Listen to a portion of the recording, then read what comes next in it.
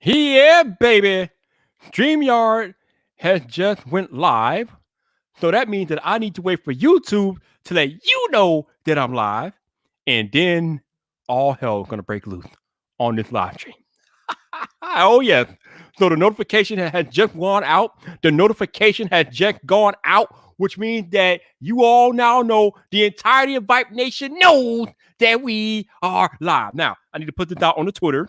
So where we at? Where we at? Where we at? Where we at? Where we at? There it is. Let me retweet this tweet real quick. Oh, yeah. Let's go. We are live. Woo, baby. Let's go to work. Yeah. Let's go to work. Let's go to work. Oh, let's go to work. Oh, yeah. Oh, hell yeah. Let's go. All right. We got people filling into the chat. I appreciate that. That's what's up. How y'all doing? How y'all doing? Yeah, I don't know how this live stream is going to go tonight. But I know the beginning of this live stream is going to be kind of lit. So get the party started. We got 17 people in the chat. Ooh, y'all don't waste no time. I like that. I like that. I like that. I like that y'all show up. Y'all show up and y'all show out every Friday night because yeah, baby. Yeah. What's going on? What's going on?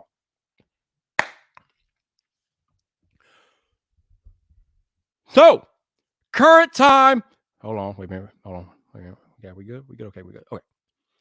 So, current time, 6:23 p.m. Central Standard Time, which means you are in the right place. You are on the right YouTube channel, baby. Oh, yes. And most of you all are Friday Night Vype veterans, so you know what's about to happen next.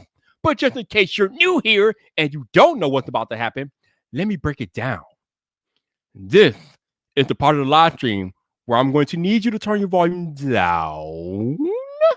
Because if you don't turn your volume down, I cannot be held responsible for what your neighbors think about you listening to some loud dude on YouTube. That's on you, not on me. That's on you, not on me.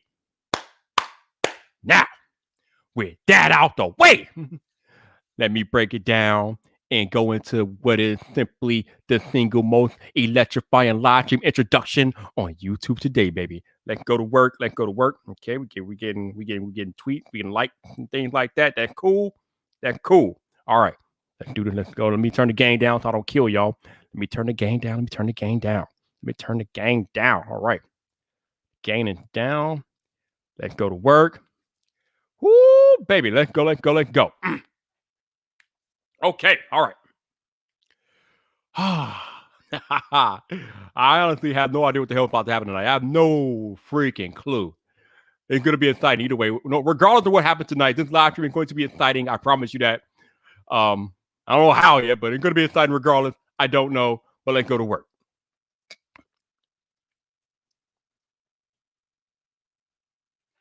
What's up, people? This your boy Viper, the man about tech, and we are live!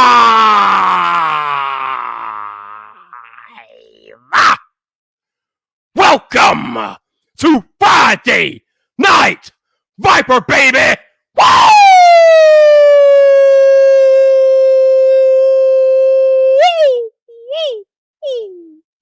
Oh, yes! It is that day again. We are back. We are live on YouTube. Woo! Yes, sir. Yes. The intro has been delivered. And now it's time for me to see who I got in the chat tonight. Hello, hello. First on the scene is my head of security, El Jefe Review. What's up, Jeff? How you doing, baby? We got Alan Osborne in the cut. What's up, Alan? What's going on, man? We got my dude, John Michelle. What's up, John? How you doing? We got Crystal White. What's up, Crystal? How you doing? We got Colin in the cut. What's up, bro? How you doing? We got Gwendolyn G. Hey, Gwendolyn, how you doing? Yo, we got Rashid AI. What's up, bro? How you doing, baby? How you doing? We got my homie from the UK, Marvin Wallace. What's up, bro? How you doing? We got my dude, Darren NY81. What's up, bro? How you doing? How you doing? We got Valiant Broussard. What's up, Valiant? How you doing, man? How you doing? We got my homie Photo Finn. What's up, bro? How you doing? How you doing? Oh, and we got a rare appearance from my man, Tech Examined. What's up, Mike? How you doing, baby? How you doing? And we got CDF Man in the cut. What's up, bro? What's going on with you? And we got Sandman7. What's going on, man? What's going on, man? How you doing? How you doing? Who else we got? Who else we got? Oh, we got Tech for Your Needs. What's up, bro? How you doing?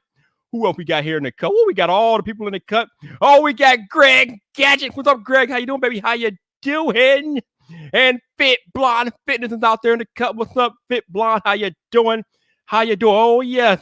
We are starting early tonight. That's right. I am tired of waiting. I am tired of waiting, baby. We are starting right the hell now. So, as I alluded to in my introduction, I have no idea what's about to happen tonight. Oh, whoa! We got noted lurker turned not so lurking tonight, Mr. Front Page Tech himself, John Prosser, who also happens to be the world's most accurate Apple insider in the cut. Oh, we got all the big stars out for Friday Night Vyper tonight. Oh, hell yeah, this is going to be lit. So, you know, like I said, I don't know what's going to happen tonight, but a lot of you all know that on Sunday evening, I made an appearance for the first time in my YouTube career. I made an appearance on Flossie Carter's Sunday night live stream. I was on the stream, yes. And sometime during the course of that stream, I asked Flossie Carter, would he come join me tonight for Friday Night Vype? He said he would. I tried to reach out to him today to see if we were still on for tonight. I have not yet received a response at all from Flossie Carter. I have no idea what the hell Flossie Carter doing. But Flossie Carter told me that he was going to show up tonight on Sunday. But that was Sunday and Friday, obviously. I don't know. But there is a possibility that for the first time in 2 years, Flossie Carter may return to Friday Night Vype tonight. I don't know. So now that that's out the way, there might be other people showing up tonight as well. I don't know. But let me get on the way I want to get on. So right before this stream went live tonight, I watched a 18-minute video from the homie Lou from Unbox Therapy. Video is called Dear Apple. Now, this video is basically an 18-minute video with Lou talking about how he currently has no relationship with Apple. He talked about how his channel, his brand got started, and how Apple was an integral part of his brand blowing up. I mean, if you know the history of Unbox Therapy, you know that that's pretty much the case. I mean, Lou wouldn't be where he is today if it wasn't for Apple. But yeah, he made an 18-minute video talking about his non-relationship with Apple and how he wants to make amends and he wants to establish a relationship with Apple. Now, basically, the premise is that he does not receive a review unit from Apple. For those of y'all that are familiar, Apple only just recently have started giving YouTubers review units.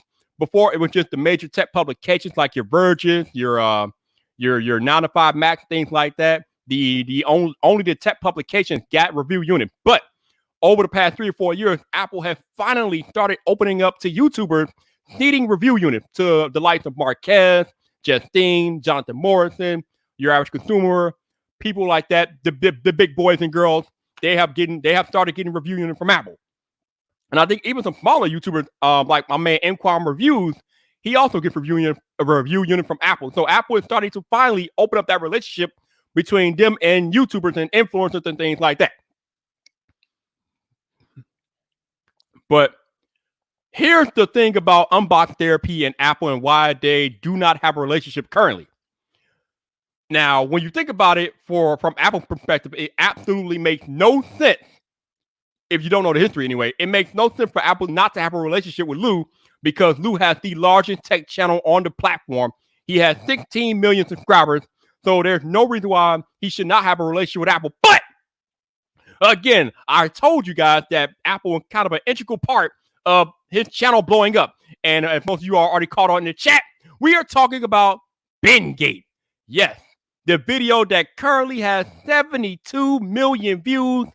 Yes, I'm talking about Lou bending the iPhone 6 Plus on camera. It was probably the single biggest PR nightmare Apple has ever went through in their company's history. I mean, it was crazy. I mean, it got all types of press. Like Lou said in the video, he was doing all types of interviews. He was all over the news, things like that. It was absolute banana. But like I said, that video currently has 72 million views. And it is a large reason for the fact that he has the most subscribers on YouTube right now. But think about it. If you're Apple And this YouTuber, who was smaller at the time, this YouTuber comes out, bends your phone on camera, causing you the biggest PR nightmare in your company's history. Are you really gonna have a relationship with him like that? Probably not. But it's been almost 6-7 years since that happened. The thing came out in 2014, so it's been about 6 years since that happened. And Lou, to his credit, he still covers Apple products on the channel anyway. He just goes out and he buys them on his own, obviously, which what most of us do anyway. But yeah, and shout out to Crystal White for becoming a member. Hey, Crystal, welcome to the squad. Thank you so much. As most of you all noticed last night, this channel is now eligible for channel membership. So if you want to become a member and join up to Vyp Live, hit the join button down there, and you can do that. Just be aware that if you do that, it is a monthly recurring fee for whatever price tier that you pick. YouTube will charge you monthly for that. And they also, of course, as being YouTube, they take 30% of that too because they're YouTube. But hey, that's neither here nor there. But you have that option now. So you can super chat, you can buy me a coffee, or new now, you can become a channel member. So shout out to Crystal White for becoming a member of Vyp Live. So back to the Lou thing. So 16 million subscribers right now. No relationship with Apple at all. He buys all the Apple products that he covers on his channel. He buys them outright because, like I said, he has no relationship with Apple. So shout out to my man 504 for the 504 super chat right on cue. Thank you, sir. I appreciate it. So, like I said, this happened 6 years ago. 6 years have passed. He still covers Apple on his channel yearly, religiously. And, you know, for better or for worse, I think he's pretty fair. I mean, I'm not a religious watcher of Unbox Therapy, but I am subscribed to the channel. I do watch a lot of his videos. And the videos I watch of his that are Apple related, I think he seems like he's pretty fair, whether it's good or bad. But this lies into a much bigger issue with companies as a whole. They soft. Shout out to my man El Jefe Reviews for the $10 super chat. Thank you, sir. I appreciate you, El Jefe. I appreciate you. So, like I said, this eats into the heart of a bigger problem with companies and brands as a whole. They are soft. And when I say they are soft, I mean that they cannot handle criticism. Even the smallest inkling of criticism, stuff that wouldn't even be a big deal, they take to the heart, they get in their feelings, and then they ostracize you from any type of communication. It's a bunch of crap. It really is. Now, I think I saw maybe one or two of you in the chat. Y'all thought I was going to go at Lou tonight. I'm not going at Lou. Lou makes very good points in this video. Think about it like this. I'm going to make a statement that some of you may or may not agree with, but it's my statement, it's my thoughts and opinions. But Apple would not be where they are today if it was not for Unbox Therapy in that video. Let me repeat that. Apple would not be where they are today if it was not for Unbox Therapy putting that video on YouTube. It is that simple. What's up? What's in your pocket? You know what? I was looking at my membership and I noticed that you signed up too, but you signed up when we were off air. But thank you. Thank you. What's in your pocket? Shout out to you for becoming a member of Vyp Live, man. I appreciate you. But again, Apple would not be where they are today. Apple would not be a $1 trillion company today if it was not for Unbox Therapy. That simple. You can agree or disagree. I don't care. It is the truth.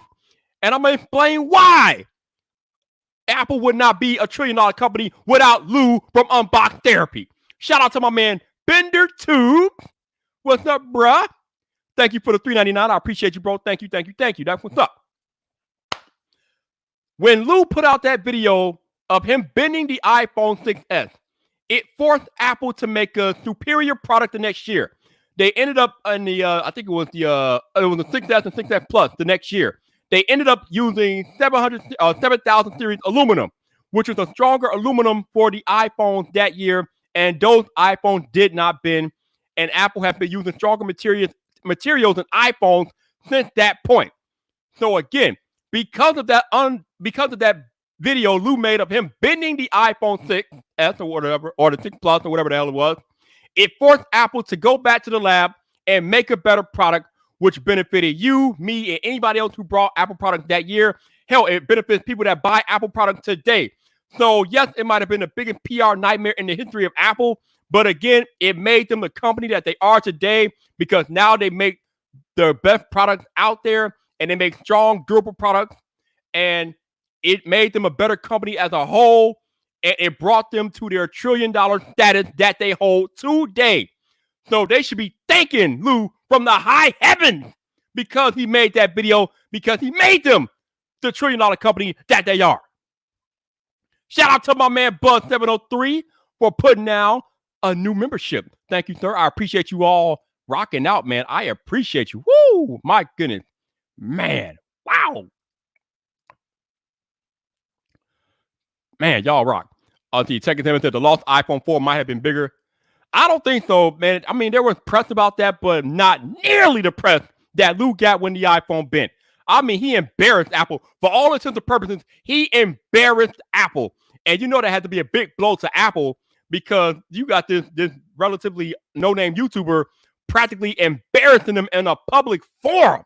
So Apple was overly embarrassed by that. So you know Apple was butthurt. They were all in their feelings, and that's why right now they have no relationship with Lou because he embarrassed them. And if you know anything about Apple, you know that Apple does not like to be embarrassed by anything or anybody, especially a damn YouTuber. But he embarrassed them. He hurt their feelings. And you know what? The email that he sent to them today in that video, it was sincere. It was legit. But I don't even know, man. A lot of I don't know. You know what? I mean, the leadership of Apple today is different from what it was 6 years ago, so he might have a chance. But Apple is still soft, so I don't know. I don't really necessarily like his chances, but Apple is under different leadership than they were 6 years ago, so he may have a chance. It's a small chance, but he may have a chance. But they're still soft as hell. They don't like criticism, and if you don't believe me, ask my homie John Rettinger. Shout out to Tech Examine for becoming a new member. Appreciate you, Mike. Thank you, sir. I appreciate all you all signing up and supporting your boy. Thank y'all so much. That is what is up. But even under their new leadership, Apple is still soft. And like I said, if you don't believe me, ask John Rettinger. John Rettinger doesn't have a relationship with Apple right now either. And that is because of his coverage of the iPhone XR. John Rettinger, I mean, he told the story over and over again, but he told the story about how the iPhone XR that he brought out of his own pocket, he was having issues with it. And I think he tried to contact Apple about these issues, and they wanted him to like hold off or whatever, I guess, or whatever the case may be, but they didn't want him to put out a video in that negative light because of the issues that he was having with his iPhone XR. But Rettinger is a real one, okay? Rettinger is one of the OGs of YouTube, and John Rettinger's not backing down to no damn body. So John Rettinger put out the video anyway, and he highlighted about his problem or the problems that he had with the iPhone XR. And because he put out that review in the casting the iPhone XR in a negative light, he kind of lost his relationship with Apple. They didn't want to have anything to do with him after that. And it was 3 years ago? No, 2 years ago. 2 years ago. So only 2 years ago, under this new leadership, John Rettinger put out a negative slant of the iPhone XR because he had legitimate issues, and Apple they didn't have anything to do with that, so they won't have a relationship with him either. So, like I said, I don't know. I mean, Lou may have a chance, but I think it's a very small one because Apple's leadership is still soft as it relates to creators critiquing them and giving a negative slant to their reviews and things like that. I don't know. Let's see what John's talking about. What's John talking about? John says, I think it's less about the iPhone and more about the constant angle Lou takes looking for any flaw he can find to try to replicate the Ben K video. Not to mention the fake iPhone giveaway. Yeah, I don't know. I don't know too much about that fake iPhone giveaway, but I'm guessing that doesn't help his cause. But yeah, like I said, if you are constantly negative or you're constantly casting Apple in a negative light, they aren't going to have anything to do with you at all. They're just not. They're not. They're not big on that. They're too soft for that. They are too soft for that. And see, I think I think it's more than one thing. I think it's just smart for them to steer clear of someone who constantly takes a toxic angle. Apple doesn't need Lou. I can't talk. Apple doesn't need Lou as much as he thinks they do. I don't even know if he thinks they need him, but you're right. They don't need Lou at all. I mean, Apple is gonna be Apple regardless. And I kind of agree with you, John. I think they're gonna stay away from him. He has a small chance, a very small chance, but I don't see it happening. Like they're that they will. Some things are just you just can't forget some things, and I don't think Apple will forget what Lou did to them 6 years ago. They will not forget it. They will not give him a light of day. They're not going to extend an olive branch to him for that, and give him what he did and the path of destruction that he's left. So I don't know, but Apple isn't the only company that's soft out there. I've heard. I don't know. I don't have relationships, so I don't know. But I've heard that Samsung is kind of similar. Now, Samsung is a little bit more forgiving because Samsung works with all of the influencers. Apple, they only work with the top of the top influencers, but Samsung will work with practically anybody. But they are kind of soft too. If you cast a negative review of a Samsung product or things like that, they will give you the cold shoulder as well. I have heard painfully honest tech talk about this religiously. He will not stop talking about it, about how he said something negative about a Samsung product, and they practically kicked him out of the Samsung club or whatever. It's like, I've heard it. So I know it to be true. And like I said, it's Apple, it's Samsung, it's these bigger brands that they do not want the negative press at all. Even if it's legitimate negative press, they do not want it. They want no part of it. And they will just give you the cold shoulder as a creator if you say anything out of pocket about that brand or that brand product. It is absolute bananas, and I don't know. It doesn't. I think they need to man up. Basically, they need to man the hell up. Really, that's what it is.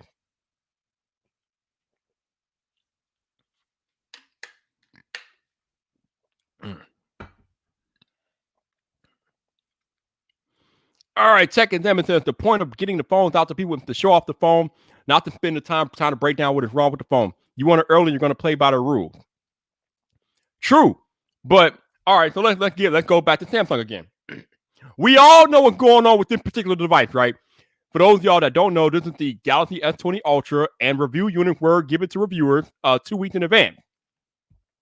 Practically any reviewer that has any type of knowledge of how to review a phone came to quickly learn that the autofocus on this phone was trash. It had trouble. It was messed up. There was a big debate in the tech space whether or not reviewers should put that information forward, given that Samsung was working on an update, or they said that an update was in the future, but they never gave a timetable for that particular update. You know where I stand on this. I'm of the mindset, if you give me a review unit, I'm going to review that unit how you give me. I'm not reviewing a product for what it can do in the future. I am reviewing the product for what it does right now, because that is the product that you're giving to the mass public. So that's how I'm going to review it. I'm always going to be true to my audience. I'm not going to be true or loyal to a brand. I'm going to tell my audience, my viewers, what they need to know about the product as you're going to give it to them. So some reviewers said that they wanted to leave out that camera part, or they wanted to actually delay their reviews until the update happened. Other people said that other people agree with me that they will put the review out as is. But again, if you're like me and you put that review out as is, Samsung is going to cast you in a negative light. But at the end of the day, they put the phone out like that, and that's on them. That is 100% on Samsung. If you put out a phone, not to mention the phone's biggest selling point is the damn camera, but the damn camera doesn't even work correctly. It can't even autofocus, but that's the biggest selling component of the phone. You better believe I'm going to highlight that in the review, especially considering that's the biggest selling point of the damn phone. The camera and the autofocus is supposed to work, bam, right out the box. Come on, man. But you don't want me to highlight that in the review? That's what you're selling to the mass public. You're selling the camera system. How would I not include that in a review? What are you talking about? What is this? But yeah, because some people probably chose to put that fight against the autofocus in their review, Samsung probably will kick them out of the club too.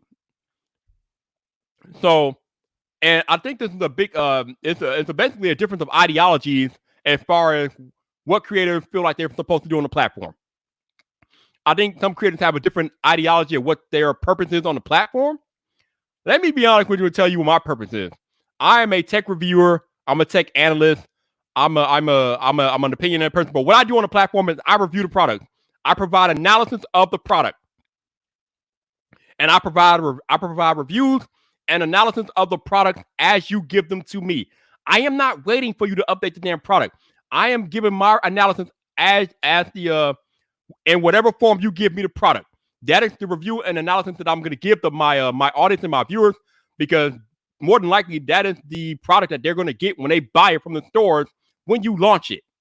Very rarely does software change, from review stage to final stages, or even worse, if it's not a software but a hardware issue, unless you just pull it like the Galaxy Fold, it's not going to change. That's what the mass public is going to get. But I'm not holding a review because you give me a faulty product. You shouldn't give me the product faulty. I'm sorry, it is what it is. But again, if you're truthful and honest about it, like I am, and brands don't like that negative press, even if it's legitimate, even if it's warranted, then again, they might catch you, they might ostracize you, they might be like, no, we can't deal with him. So it kind of sucks being a reviewer, with these brands being as soft as they are. But at the end of the day, I'm not my responsibility is not to the brand. My responsibility is to every 41 of you watching this live stream right now. My responsibility is to you. It will always be to you. I will always be true to you, because without you, these brands would not want to talk to me anyway. So that is how I feel about that. Let's see. Trenton says Apple cares about shareholders first. Everything else is secondary. They are about what is good for business at the end of the day. It's the harsh truth, but it's still the truth. And that's not just for Apple, though. That's for most big companies. Most big companies, all they care about is the bottom line. I mean, hell, you don't get to be a big company without putting your bottom line first. So that is the ideology that most big brands adhere by. It is what, like Jonathan said, in Business 101, it is what it is. So, I mean, that's why I try to tell all these crazy fans in the comments, stop being so damn brand loyal, because the brands don't give a damn about you. They don't care if you're loyal to their products or their services. They will rip your heart out the first chance they get. Apple doesn't care that you're an Apple sheep. Samsung doesn't care that you're a Samsung Knight. Once they get your money, that's the end of the transaction for them. They don't care. They want your money. Once they have it, that is it. Stop being so damn brand loyal, because these brands are not loyal to you.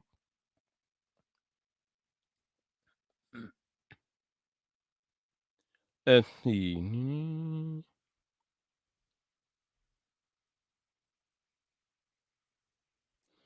All right, let's see what's going on here. Let's see.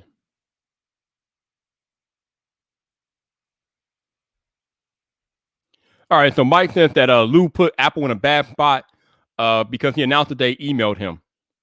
I mean, come on now. I mean, I see your point. But again, you're talking about Lou. Even with his 16 million, it is nothing compared to the juggernaut conglomerate that is Apple. There is no YouTuber on the planet that's going to pressure Apple. I'm sorry, it's not happening. Apple is their own individual entity. They will not be pressured by a YouTuber, dude. It's not happening. It's not happening. I get your point, but no, not really. But I mean, I don't know. I mean, I guess we'll find out what happens. I don't think anything's gonna happen. I think Apple will just ignore it and move on about business, because that's pretty much what they do. But if I'm wrong, I'll be shocked. I will be shocked. I will. All right, so I think we got a few people on here. Yo, Trent, let me know if you got some time to come in here and chat with me, man. You seem like you got some opinions in the chat here. So if you got a few minutes, Trent, let me know, man. Let me know. Oh, we got my man LeBaron Burton. How you doing, LeBaron? How you doing? Let me see if I have it. Let me see. Do I have it here? Blah, blah, blah, blah. Yes, I have it. Yes. So for those of y'all that don't know, my man LeBaron Burton is the owner of Popcorn World, and he has some of the best gourmet popcorn in the business. You guys need to go visit his website, doingtheworldofflavor.com. It's in the ticker, baby. So if y'all want some delicious popcorn, y'all need to go hit up my man LeBaron at Popcorn World, doingtheworldoffflavor.com. Hit that website up. You got some good gourmet popcorn. That boy has like 250 flavors of fire. Woo! Actually, I just saw that El Jefe got a care package from LeBaron himself. So El Jefe can definitely attest to the quality of this popcorn. This stuff is legit. So if you guys want some gourmet popcorn, I would highly advise you to go out to that website. Go check out all the flavors he has. I'm pretty sure you'll find something that you like. I know there's a bunch I like. So yes, y'all should definitely go check out doingtheworldoffflavor.com. Check it out. It is legit. Man, let's see. She knows it's so crazy. But seriously, I mean, that's what it is. These brands want your money, and that's all they care about. Once they get past that, that's it. But like I keep saying, Apple would not be where they are today if it wasn't for Lou making that video about the iPhone bending, man. I mean, that's just the plain honest truth. He made them a better company, and they need to get out of their feelings and establish a relationship with that man. Again, they don't need unboxing therapy. Apple has been doing their thing without him for what, 6+ years? No, actually forever. They have been doing their thing without a relationship with Lou forever. I mean, that's not going to change anything from Apple's end, but I think they should actually consider his proposal. But I guess I don't expect them to. And you know what? Life is going to go on as such.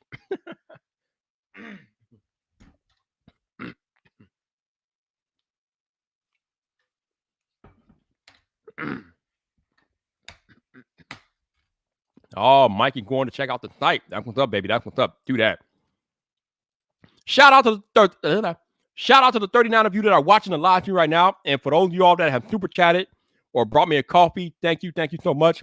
Appreciate you guys rocking every day, every week with me, every day. Every week with me. I appreciate you guys rocking out. Thank you so much. Always doing the thing. Wait. So Trent said, killing the headphone jack and AirPods made Apple what it is today. Are you serious? Like, are you serious with that? Are you serious with that comment? Is that a serious comment? Oh man. I mean, I appreciate it, dude, but no, man. No, fam. No. I mean, that was a part of it, yeah, but no. not even, man. It's a lot more to it than that, but that's part of it. Definitely part of it. How long have I been live? According to StreamYard, I have been live for 31 minutes and 39 seconds. Oh, we got Rene Richie. What's up, Rene? How you doing? Yes. What's up? Maybe they'll read it and be convinced to give an early iPhone to Shane Dawson. Woo! Actually, you know what, Rene? Now that I have you here, I'm gonna throw you a link, Rene, in your Twitter DMs. And if you have time, you're more than welcome to come join me to talk about this. And actually, we have other Apple stuff to talk about this week. So I would love to have you for a few minutes, Rene, if you got time for me. If you don't, that's fine. But I'm throwing the link in your Twitter DM anyway, so it is what it is. And boom, you have it. So yeah. But that is that. What do we got here? Let's see. Tech We Need says, I don't understand the psychology behind a person being loyal to a company with no gain. It's kind of a tribal. I can't talk. It's a feeling of needing to belong to a group. That's what it is. It is a feeling of having to need a belonging to a group or a tribe. And I think that's why they have that strong feeling to these brands, because they feel like they belong to a group. Why they feel like that? I mean, there's a whole bunch of factors and variables that I can't get into because I am not a psychologist, but it has a lot to do with that. Greg Gadget. Oh, Rene could be on Gadget Cast. Okay, that's what's up. Actually, you know what, Greg? I did tell you I was going to throw you a link earlier today, and I'm going to throw you a link, Greg. So if you got a few minutes, Greg Gadget, I'm throwing a link to your Twitter DM. You know the procedures. You can come join me. You can not come join me. It's up to you. That's the beautiful thing about this live stream. I could throw links all day, but ultimately it's up to you all whether or not you want to hop in, and we can rock out and have a discussion. And if not, that's cool too. But the link is in your Twitter DM, Mr. Greg. Do what you got to do. Oh, Jefe said he may be available if needed. All right, Jefe, I got you, baby. I got you. That's what's up. You know what? What the hell? Why the hell not? All right, let me see if I go find my man El Jefe. There he is. All right, let's throw El Jefe a Twitter DM. Bam! All right. El Jefe has the Twitter DM. So whenever you're available, El Jefe, that's what's up, baby. That's what's up. All right, so Rene coming in 10 minutes. Okay. All right, I like this. Yes. Beautiful. All right. So Rene coming. I think El Jefe is going to show up at some point. And yeah, that is what is going on. Even says, have you heard anything about the breaking camera glass on the S20 Ultra? I've heard nothing about that. I haven't had any issues with mine, but that does not mean that there are no issues out there. But I have heard nothing about that. So I don't know. I mean, I wouldn't be surprised with all the other issues that the S20 is having as it relates to the camera. Nothing surprising me about that phone and issues anymore. I don't know what Samsung was doing with that before it left the lab, man. Clearly, they did not do enough R&D on that camera setup. But we got it, and it is what it is. I do applaud them for trying to update the camera via software, although it hasn't really helped up until this point. But Samsung isn't just sitting on their laurel. They are updating the software, trying to improve the camera quality. So I guess we need to shout them out for trying to improve it at the very least. So big up to Samsung. But then again, the phone is $1,400, so they better be trying to improve the software on that camera. I don't know, man. I don't know.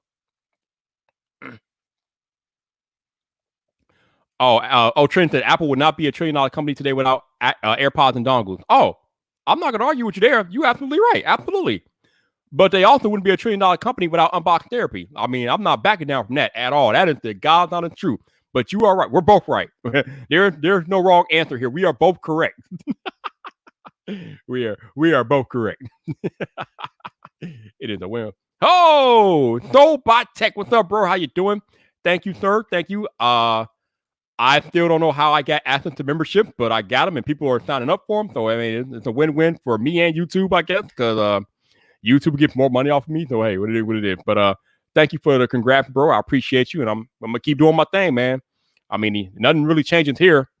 Although anybody who signs up for my membership gets automatically gets 20% off my merch, but that's about and some other stuff. But yeah, man, it's good time, baby. Out here rocking on Vyp Live every week. Y'all know how we do every week.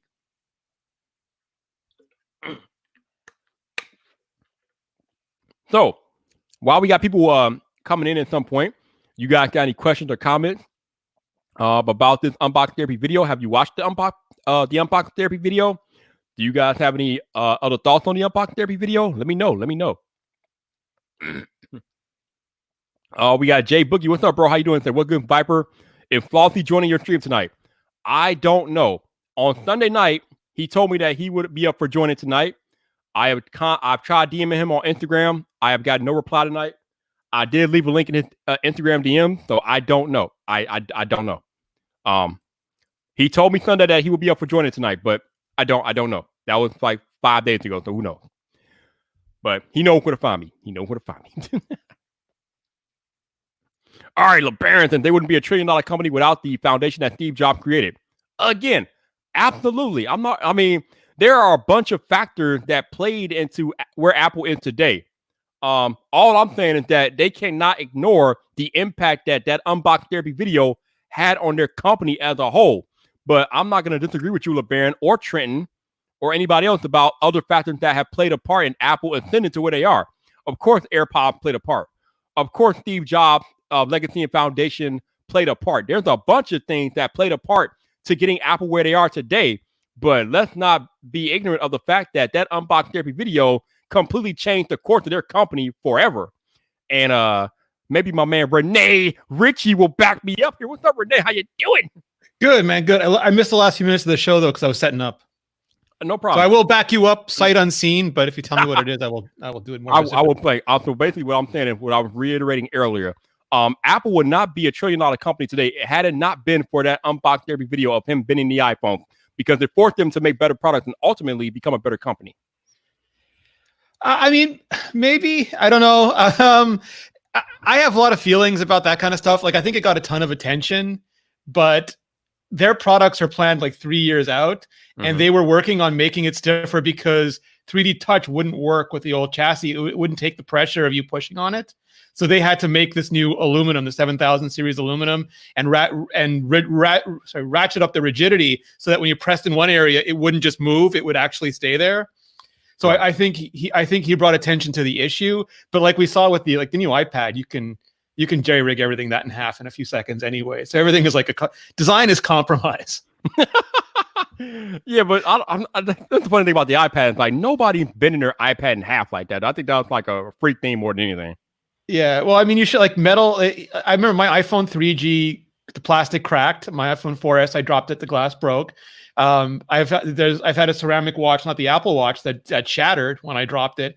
Material science is a jerk. Like there's no like maybe there's adamantium in like the Marvel universe, but in our universe, every material, and then it's worse because like glass, as far as I understand the chemistry, the more shatter resistant you make it, it's easier to scratch, and the more scratch resistant you make it, it's easier to shatter because the alignment, the chemical makeup and the alignment is all different. So you've got to really sort of pick and choose your battles carefully.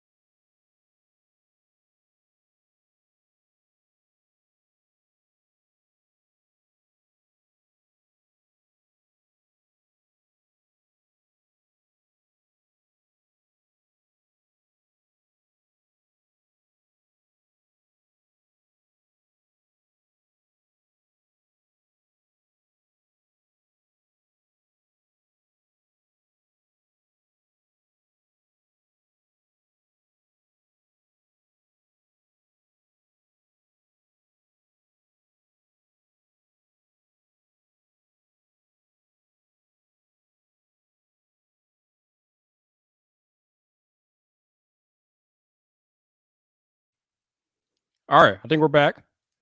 Hi, Rene. Hey, man. Was that me? Was that my bad? Okay.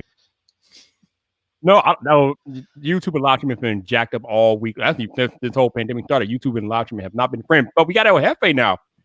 El Jefe. Nice. Hey, what's going on, guys? What's happening, El Jefe? How you doing? Oh, man, I'm just chilling, dude. Rene, how you doing, brother? Good, man. I can't wait to hear your thoughts on magnetic interchangeable fashion headphones from Apple for $350. Oh, that's right. That's right. Oh, man. Hey, listen, man, I'm excited. Like, that's all I got to say. I'll let you guys go ahead and talk it out real quick. I'm finishing up getting some details here, but yeah, I'm excited. That's what's up. Yeah, I don't know what the hell going on with it. I mean, I think since everybody's live streaming, like, I think the bandwidth is over capacity or something, and that's probably keep getting kicked off and just goofiness. They said that was the ghost of Steve Jobs. Only LeBaron, man. Only LeBaron. So, Rene, this morning you started off with a very poignant question on Twitter. I saw you were asking people which iPhone SE did they order, or if they ordered it, which model, and this, that, and the other. I kind of waffling back and forth, but ultimately I ended up pre-ordering the red 64 gigabyte SE. Yeah, can't go wrong with the red one. Yeah, here's the weird thing. I have never had a red iPhone in my life. What? Oh, they are so hot. both of them at the same time. What? That one perfectly synchronized. Telling you, dude. Yep, I ordered a red. Basically, I just ordered to make content on it more or less. Not like I actually need it, but should be good for content. Rene, what did you order? Same thing, except I went for the 128 because it was only $50, and that's like see, people talk about Apple and like a bunch of stuff that they do for their genius is the upsell is so subtle for each, like whether it's a Mac or an iPhone. It's like, it's just $50 for this, and it's just I might as well for that, and all of a sudden it's like $800 more, and you're like, where'd it go? Yeah, no, that's Crazy. for sure, man. Yeah, I mean, especially if you're doing a monthly payment. I mean, $50 extra for a device, like what, pennies in monthly payment? So, yeah. I mean, the monthly payments are low. It's like a couple Starbucks low. Yeah, pretty much. So, how are things going in the El Jefe world? What's going on, man? Oh, man, just chilling, dude. I mean, I've been, I have to work from home, so that's really what's been tying up a lot of my time. Some of the web training and certifications is basically stuff that would get me either qualify me for promotions at work or getting further certifications.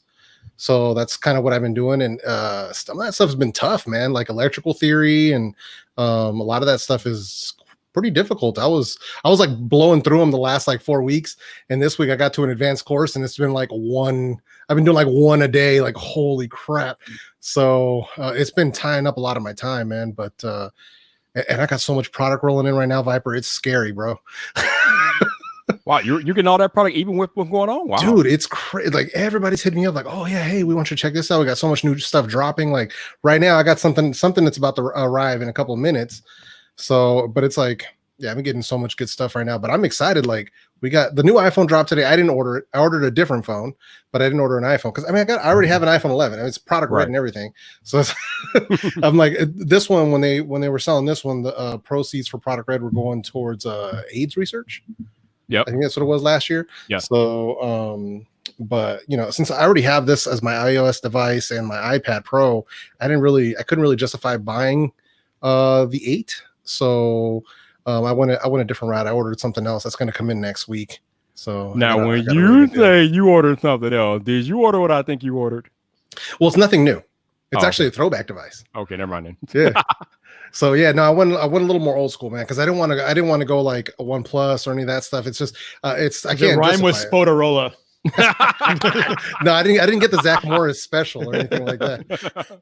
As much as I would have loved to have another StarTAC in my life, it would have been kind of cool.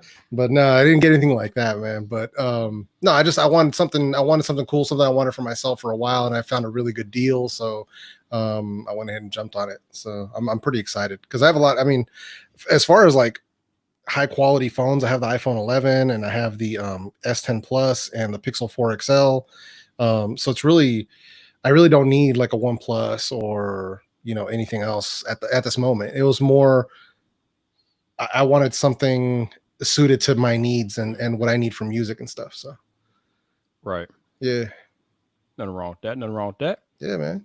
So Jefe, I don't know. I don't know if you had a chance to watch the video that Lou put out, or if you have any thoughts or opinions about that whole No, situation? I have it in my queue, man. But it was I was literally working till right before your stream started, and then after that, I took a break. I just basically took like the last half hour off and just kind of chilled out because I was knocking out that electrical theory stuff all day, so I needed a break. So I didn't have a chance to watch it yet, man. So, but just from hearing what you guys were talking about, I do want to watch it for myself. But just kind of what I was listening to and stuff. I mean, it's cool. I think it's cool that he reached out and all that. But Apple is just going to keep being Apple because Apple is business, man, and they're just going to do what they do. The ship's not going to stop. You know, you can't. The ship's not going to stop moving just because Lou is here or not here. They're going to keep doing what they do. So. I don't know. I don't know if that bridge is completely burned or somebody there might, you know, extend an olive branch. I don't know. You never know. But yeah, I think if you'd have done it like not made like a video feels like a stunt. I think to them it'll feel like a stunt. And then if they really wanted a relationship, he would just reach out to them and say, hey, you know, it's been a while. I really want to, and like just done it business to business and not made it entertainment. Yeah, as opposed to publicly. Because it gets into the point where it puts them in a bad light if they don't move.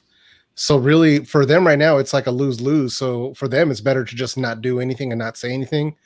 But I agree with you, Rene. I think if anything, it should have been done quietly, assuming it hasn't already been done quietly already. So that's one thing I don't know. You know, if he had reached out before and got no response, and that's why he went this route. Yeah, that's fair. Yeah, I don't know, but.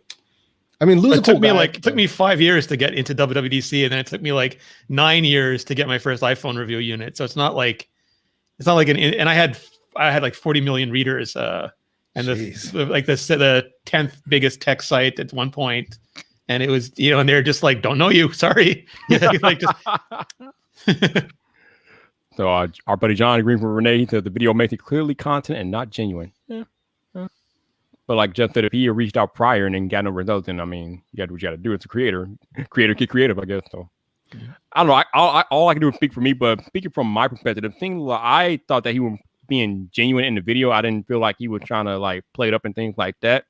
I mean, he spoke fast and things like that. But again, Apple's going to do what Apple's going to do. They're not going to concede to no creator, no YouTuber for sure. So I mean, I guess we'll see what happens with that. Yeah.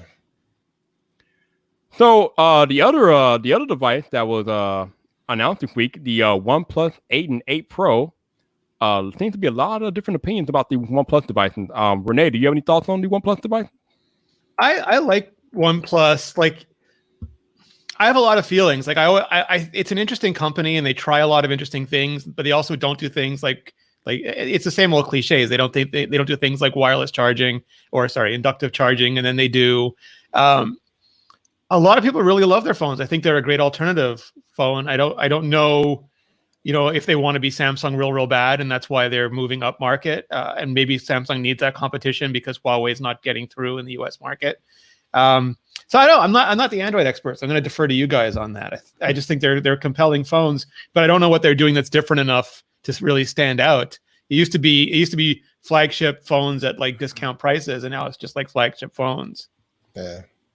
So yeah, so basically, OnePlus started out as they started out as a mid-range brand, right? They were selling phones for $500, $600, but their whole model was we'll give you 90% of the features or 90% of the flagship features for 50% of the flagship price. But now that they have phones in the $900 and then they cap off at $1,000, you are now squarely in flagship territory, and you are going against heavy competition. As I keep saying, the OnePlus devices are great. You know, if you like a bare bones Android device with Oxygen OS, a lot of people believe Oxygen OS is the best form of Android. So if you feel that way and you are comfortable with OnePlus devices, then I mean that's right up your alley. And it definitely helped that they are now on Verizon Wireless here in the States, because last year they were only on T-Mobile and that didn't really help them much. But being on the biggest carrier in the country is definitely going to be a boom for OnePlus. But my issue with OnePlus devices is that they don't provide enough excitement for me. I know I'm kind of the minority here because I'm a tech nerd and I like features and things on my phone, but they have practically no ecosystem. They have no outside feature besides Oxygen OS. I mean, as compared to my Samsung, right? So with this Galaxy S20, I got Samsung Pay, I got Samsung Pass. I mean, they actually have now their own version of AirDrop. I think they call it Quick Share. There's just a bunch of different features on this device that are just outside of Samsung One UI and things like that that make it appealing to me that you just won't find on a OnePlus device. Now, that's not to say that the OnePlus 8 and 8 Pro are bad devices, but they're, in my opinion, they're just boring because they don't do anything outside of the Oxygen OS. But I am the minority. I know a lot of people will enjoy these devices anyway because they run the smoothest version of Android. Actually, they run the fastest version of Android. And they're clean. They have that quick charging, they're warp charging, and now they have warp wireless charging, which is, thank God they finally grew up and added wireless charging. So, I mean, it's a solid device, especially for that price. And still, like, you can get one for like $900. It's still less than the Samsung Galaxy S20 and the S20 Plus and the S20 Ultra, although those are probably a better value because they offer more features. But the OnePlus 8 Pro is a solid device. Yeah, dude, it's surprisingly good, but it's basically they just kind of, I think Genosis put it best, they kind of caught up at this point. You know what I mean? Like they added all the things that the other guys were adding on and making sure that you have all those bells and whistles. And I don't know, man. It looks pretty dope. I haven't seen it in person. It looks pretty dope to me. The Pro looks pretty dope. I know it's not a popular opinion. I'm not a fan of curved displays. So I can barely handle flat displays. I know, right? it's not for me. So I learned that lesson with the S6, learned that lesson with the S10 Plus. And I still, as beautiful as those displays are, you know, like the OnePlus 7 Pro, when I was playing with that phone for a while at the launch event, I'm like, it's just the curved display is just not for me. It looks great when you're watching videos and stuff, but just for day-to-day use and actually living with the device and using it for the things you want to use it for, it's just it ain't for me, man. It's so weird because they'll talk about waterfall displays and you have to think of the name. Like waterfall is something you admire from a distance. If you get too close to it, you will fall over the edge and it will kill you. That's right. so that might not only be a bad name but a bad design philosophy, and I'm just spitballing here. I'm not sure. Yeah, I'm not about that. Rene is savage. You're a savage, Rene. You're savage for that one. But it's not also like they don't invest in world-class palm rejection either. So like when on the rare occasions where I have used them, I've just, what is that notification? And I'm sure you get used to it, but like I don't know, like design should be functional, and I don't know what the functionality is with it. I know that there is some gimmicky features, but I've never seen it be so compelling that I'm like, damn, I wish I was in a barrel falling over this waterfall. Yeah, I hate these overly curved displays. Like I have a OnePlus 7 Pro. Yeah. And that curve on that display was just too much, man. You got accidental touches, you got distortion with the display and things like that when viewing content. So it's just not a very pleasurable experience, and it kind of makes typing uncomfortable. Well, when you have that display when you have a display that is that curved, it makes typing a little bit uncomfortable. So I like a more flat screen for my typing, and the OnePlus devices just don't offer that. But hopefully they'll grow out of this curve phase and move on. But yeah, I'm not a fan. It's like design flexing. It's manufacturing flexing. It's like, look what we can bend OLED. I'm like, bend it on the inside to get rid of that chin. That would be impressive. Don't bend it on the outside where I'm going to touch it. Yeah, that's right. No, I'm saying, man, and Oxygen OS is nice. Like, don't get me wrong. My wife has a OnePlus 6 that Zach gave her, and the only problem with that one is lately it's been like a lot of apps have been locking up and stuff. So I'm actually getting ready to do a factory reset, but I may end up having to replace her phone just so she doesn't have to deal with it. But it's just one of those things where just from me using it, when I spent a good week with it, I really liked Oxygen OS, and that's coming from somebody who uses the Pixel. So I actually preferred Oxygen OS. Yeah, it's just I don't know. It's pretty weird with OnePlus, man. So I guess we'll see how this all plays out. But I was hearing somewhere that they sold out all the pre-sale. I didn't see that, but I wouldn't be surprised. Yeah. So I heard that like all the pre-sale or all the launch units got sold. I'm like, wow, all right, good for them. So especially right now. So I'm just shocked by. I guess they planned it perfectly. Those checks started hitting. We're not hearing about these. We're no longer hearing 5G conspiracy theories. We're just hearing about everybody getting their phones and their checks and new TVs. So yeah, I don't know, man. I was this close, man, to buying like a $700 set of headphones. I was like, I can't do it. Oh, Jefe, good Lord. I was this close. Nah, dude, my wife would have choked me out, bro. You would have seen. She would have posted a video on my Twitter of me choked out. No, I can't do that. Ooh, yeah, don't do that. Don't get choked out by the wifey. You don't want that, man. You don't want that. Look, like Tech Odyssey knows what's up. If I was gonna buy a new phone, it would have been the V60 right now. Okay. Yeah, it would have been the V60 for sure. Because I used the V50 with the dual screen for about 2 weeks.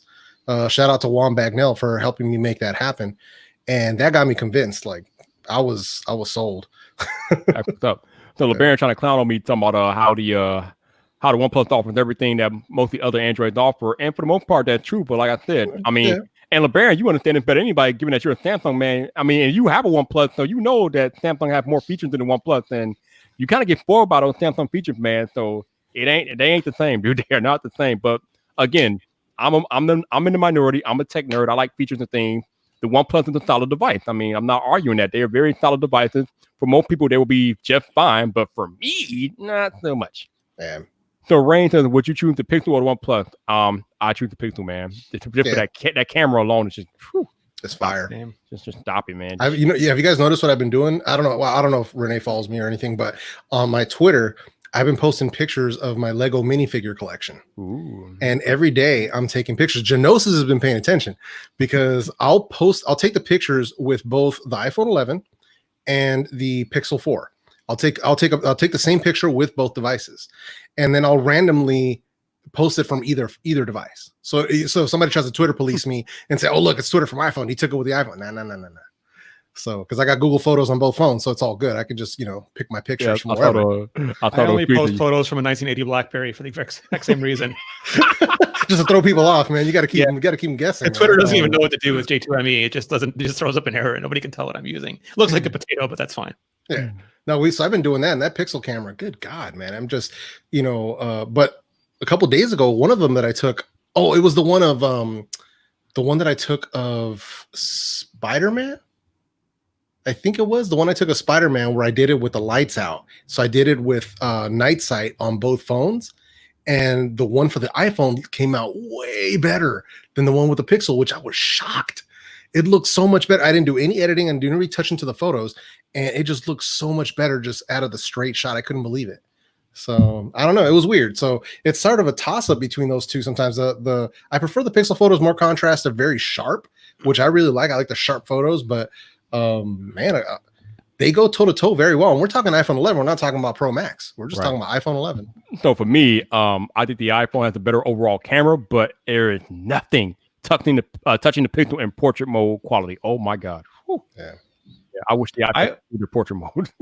I always like the thing I like about the Pixel is that you can throw almost anything at it and you will get a Pixel photo. Like Google has I don't want to say strong opinions, but I think what they do is they reduce it to a flat profile and then they apply the same things to it. So they always look a little cooler. They always look a little more contrasty. And it like after a while you can just see a Pixel photo, where Apple's photos sometimes are worse and sometimes are better, but I think Apple is letting it be a camera more and then just like trying its best, and sometimes its best is wonderful and sometimes its best is nowhere nearly as good as a Pixel.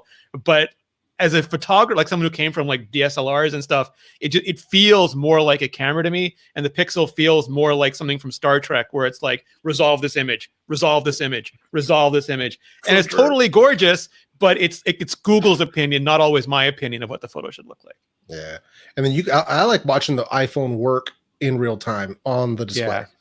That's so freaking cool. Like watching that happen where I take it and it's like, there it is. With the Pixel, it's fast still. Even the Pixel 4 XL, it's still quick, but you still do have to wait. You sit there and you see that delay. But watching that actually happen in real time with the iPhone, there's something to be said for that. And then also video. On the video side, because a lot of people know I use the iPhone mostly for my B-roll stuff on my channel. Yeah, same. And as long as I'm in good light, it's excellent because its weak points pop up when I do B-roll indoors with the iPhone, and that's where the weaknesses show because you need a lot of light. So it can't image stack fast enough for a video yet to do the same sort of noise reduction it does on the stills. Yeah, and Google doesn't even try at the higher level. They just won't even. The other thing to me is that like what I like about the iPhone right now is that Apple poured a lot of silicon into doing instant shutter. So almost all the time you hit that button and what you are looking at that second is what you capture. Where with the Pixel, they're not doing that. So they're doing their whole image flow after you press that button. So like especially I have my godkids, they move around real fast. And I take photos, and like the iPhone is exactly their face here. The Pixel's 3/4 because I do dumb like reviewer stuff, right? Hold them side by side. They're already turned sideways. And with night mode, it's really apparent. Like I took a photo of Viper Nose or Georgia. I took a photo of Georgia. Her brother came up and put his arm around her. during the photo. With the iPhone, it's Georgia. With the Pixel photo, same exact button press. He's standing next to her, holding her on the thing, and it's like, wait a minute, this is like alternate reality stuff here. Yep. And they're both fine photos. It's just with one, the picture is as soon as I press the button. With the other one is like finish with the button, the other one is start with the button, and you have to get used to that just from your photography mind. Yeah. It takes a little bit of different attitude and mindset to really work with both of them. Because I like using both for like my thumbnails as well and stuff. And but yeah, you do got to keep that stuff in mind. Like, oh, wait a minute, I'm shooting with the Pixel. Hold on. Like, let me. And LeBaron has a great point here. He's like, Google does things the Apple way, and Apple doesn't do that with photos. Like with photos, they're like, you do what you want with it. We'll just capture the real life photo. But everything else, they're like, our opinion is better than yours. We have better taste than yours. Where that's what Google's doing here, and it's always been odd to me. And I think it's just because the photo team just is so strongly opinionated that they should deliver you what you see out of the thing, and it's at odds with the rest of Apple's approach. Yeah. I mean, according to Google, nobody uses ultra wide but see, that's so frustrating for me because and I have friends on that team. I love that team, but they're like, we don't need a camera bump. The next year is like, oh yeah, it turns out we need a camera bump. Mm-hmm. We don't need optical image stabilization. The next year is like, oh yeah, it turns out that we don't need 2 cameras. Oh yeah, it turns out. Just do what you want to do, but don't tell me you don't need it. And then the next year do it. Yeah. It's like the laws of physics didn't change. Yeah. They're always backtracking. So you know what that means for that? I mean, this year we were going to get a triple camera lens system on the Pixel device, maybe.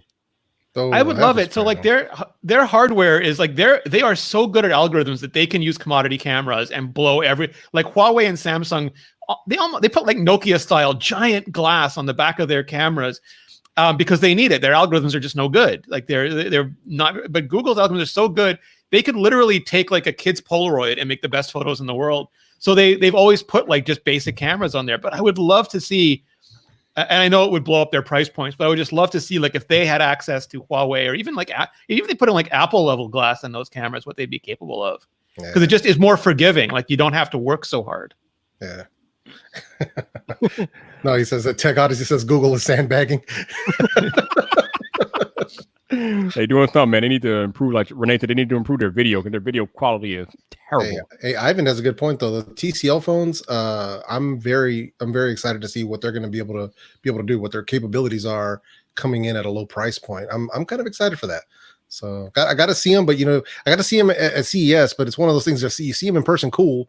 But you don't get to really like put them to test or work them and stuff. And I want to give them a try, man. I want to shoot some B-roll with them, shoot some thumbnail shots, and see like, hey, does this hold up? Like, what can I do with this? Yeah, actually, TCL reached out to me a couple of days ago on Twitter to gauge my interest in reviewing those. So I think they're going to send me out one of those phones. So they're definitely good to take a look at those. Yeah, awesome. Yeah, that's cool, man. Yeah, I'm still trying to get see if we can get that all finalized and stuff, because I was supposed to get with their audio stuff. So hopefully I can get on board with that as well. But we'll see, because things got all screwy, man. COVID got everything all screwed up. Yep. So and things, things overseas, it's not all peachy keen. Like it's not all perfect over there yet, at least not from what I'm hearing. So. No, I think we're a long ways away. People are trying to hurry and rush to reopen the country. And I'm just like, y'all need to calm down. We're a little ways away. Y'all need to stop it. Just stop it, man. Yeah. And they go protest in person to open the country, get COVID, and exactly. Some of them die. It's ridiculous. Or we're right back to being sheltered at home again. Yeah. So Rene, you brought up an interesting point about the new iPhone SE. So originally, when Apple first announced it, and I first looked at it, I thought it was going to be using the lens from the iPhone 11, but it's actually using the camera lens from the iPhone 8. But obviously, it has the A13 chip, so it has the image signal processing of the A13. So we'll have the same image signal processing of the iPhone 11. So what do you think that will do for the iPhone SE camera? So Apple insists that it's the best single camera they've ever made, which is sort of like saying, sit down, iPhone XR, we got you. We got this. And I think it comes down to a couple of things. I think the second version of Smart HDR is so much better than the first. Like the one on the iPhone XS and the one on the iPhone XR, it tried, but it would often, like, the faces would be a little bit too red, and they were like, it didn't understand how to do everything separately, and they added semantic rendering. to the new version, and that just means that it's not just face detection. It can detect what different surfaces are and what noses are and heads are, and it can apply completely different machine learning to these different areas. And the result is when you put them side by side with some other cameras, Google does a great job with this too, but other cameras not really. It's like the texture of cloth looks like cloth, rope looks like rope, a face looks like skin. Like it doesn't just have the JPEG algorithm applied to everything. It's very good about maintaining texture and maintaining color. And you can see this when you like move it around between dark and light areas. It doesn't distort a lot. And other cameras like, whoa, really hot, whoa, really cold, really overexposed, really underexposed. I think that is just going to make a huge, huge difference. Again, it goes back to their image stacking. They're taking a ton of photos all at once, taking the best elements of all of them, and then smashing it back down. And I think in almost every situation, it's going to outshoot the 10R at low light because the 10R pixels, the sizes, I think they're 144 instead of 1.44 instead of 1.2. They might even out just because it's pulling in a little bit more light to begin with. But overall, I think it's a good way to save money and still give people really good results. Yeah, I mean, we know that the iPhone 11, as we've been discussing on its live stream, is one of the best cameras in the game. And you give the iPhone SE that camera image signal processing, even with the iPhone 8 camera, which is no slouch. I mean, it's gonna do good things. It's not like the Pixel 3a camera is good. Again, it's just Google's algorithms. Like there are way better cameras on like this camera hardware out there is way better but Google is so good at doing the computational photography that they blow almost every other phone out the water. And I think that's what Apple is counting on here. They depend a little bit more on the hardware than Google does, but I think they both get to a very similar place. Yeah. I would tend to agree with you. Google's processing is next level, especially with the portrait mode, no doubt. So I got an interesting question for you, Rene. Have you noticed any like effects of deep fusion at all?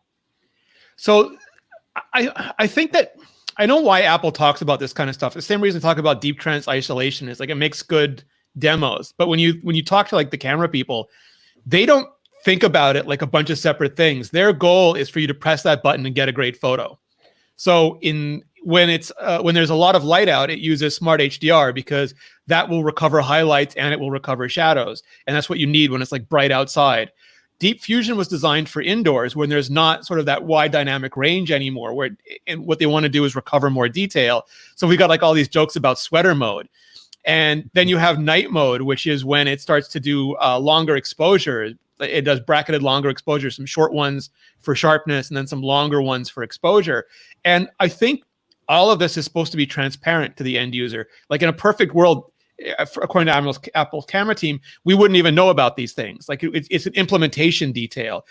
Our expectation is take photo, press button, beautiful photo. And it should choose HDR plus, and it should choose deep fusion. It should choose night mode, like without us having to micromanage it or worry about it. So I see it all the time because I get better quality indoor photos than I get with the previous generation cameras. But I think giving it a name and talking about it raised expectations to the point where people are like, oh, the sweater is going to have like Captain Marvel, like Shazam electricity flying all over it and it'll glow. And they're like, no, it's just a different way of image stacking when you're in inside light versus outside light. And they should both give you should just notice, damn, this picture is good. My kids look on point. Yeah, I mean, I think we all agree that the iPhone 11 Pro Max, and 11 Pro, those pictures, that camera quality is the top of the game right now. I mean, I didn't even think about that having been the issue when I did that low light photo, and how the one on the iPhone looked better than the Pixel. I wondered if that had something to do with it, because it was low light. It wasn't completely dark, but it was low light. I wonder that. Oh yeah, that's right. Because I was doing the symbiote suit Spider-Man. That's the one. Nice. Yeah. So I was trying to capture. I was like, let me get this thing looking correct here. But I didn't even think about the deep fusion. I just let it do its thing. So yeah. Yeah, and we shouldn't. Like the same reason, like Apple was really good because they manage color profile. You never even think about it. You can have a website that's sRGB and a photo that's DCI-P3, and you don't have to care. Like it just all looks good. Where like on some other cameras, you have to like, I'm going to switch it to photo mode color profile. Now I'm going to switch it to other, and humans shouldn't have to do that. We don't like unless you really understand color theory. You should not be messing around with color profiles. Yeah. Yeah, it's funny. I have a Sony A7 III, and people be like, "What color profile do you use?" I'm like, PP1, the basic, man. I'm the basic. I don't get too much into it. I just put it on PP1 and I go about my business. Yeah, that's the Canon, my SL2 that I'm on right now. It's just on auto with manual focus, but it's just on auto. So I just let it. And like you can, if you're a photo person, like there's like I'm doing color grading now, and I was shooting in RAW. And there's no depth to the amount of geekery you can go into. But like your family shouldn't have to care about that. That's your problem. Right. Exactly. Yeah. And that's what made Apple the company that they are today, because they've always taken care of those things where we just hit a button or press an app and it's already done. All the background admin stuff is done in the background where we don't see it. And that's why the iPhone has the ease of use that it's had, even though it's gotten slightly complicated over the last few years, but it's still probably the easiest phone and operating system to use out of everything else out there.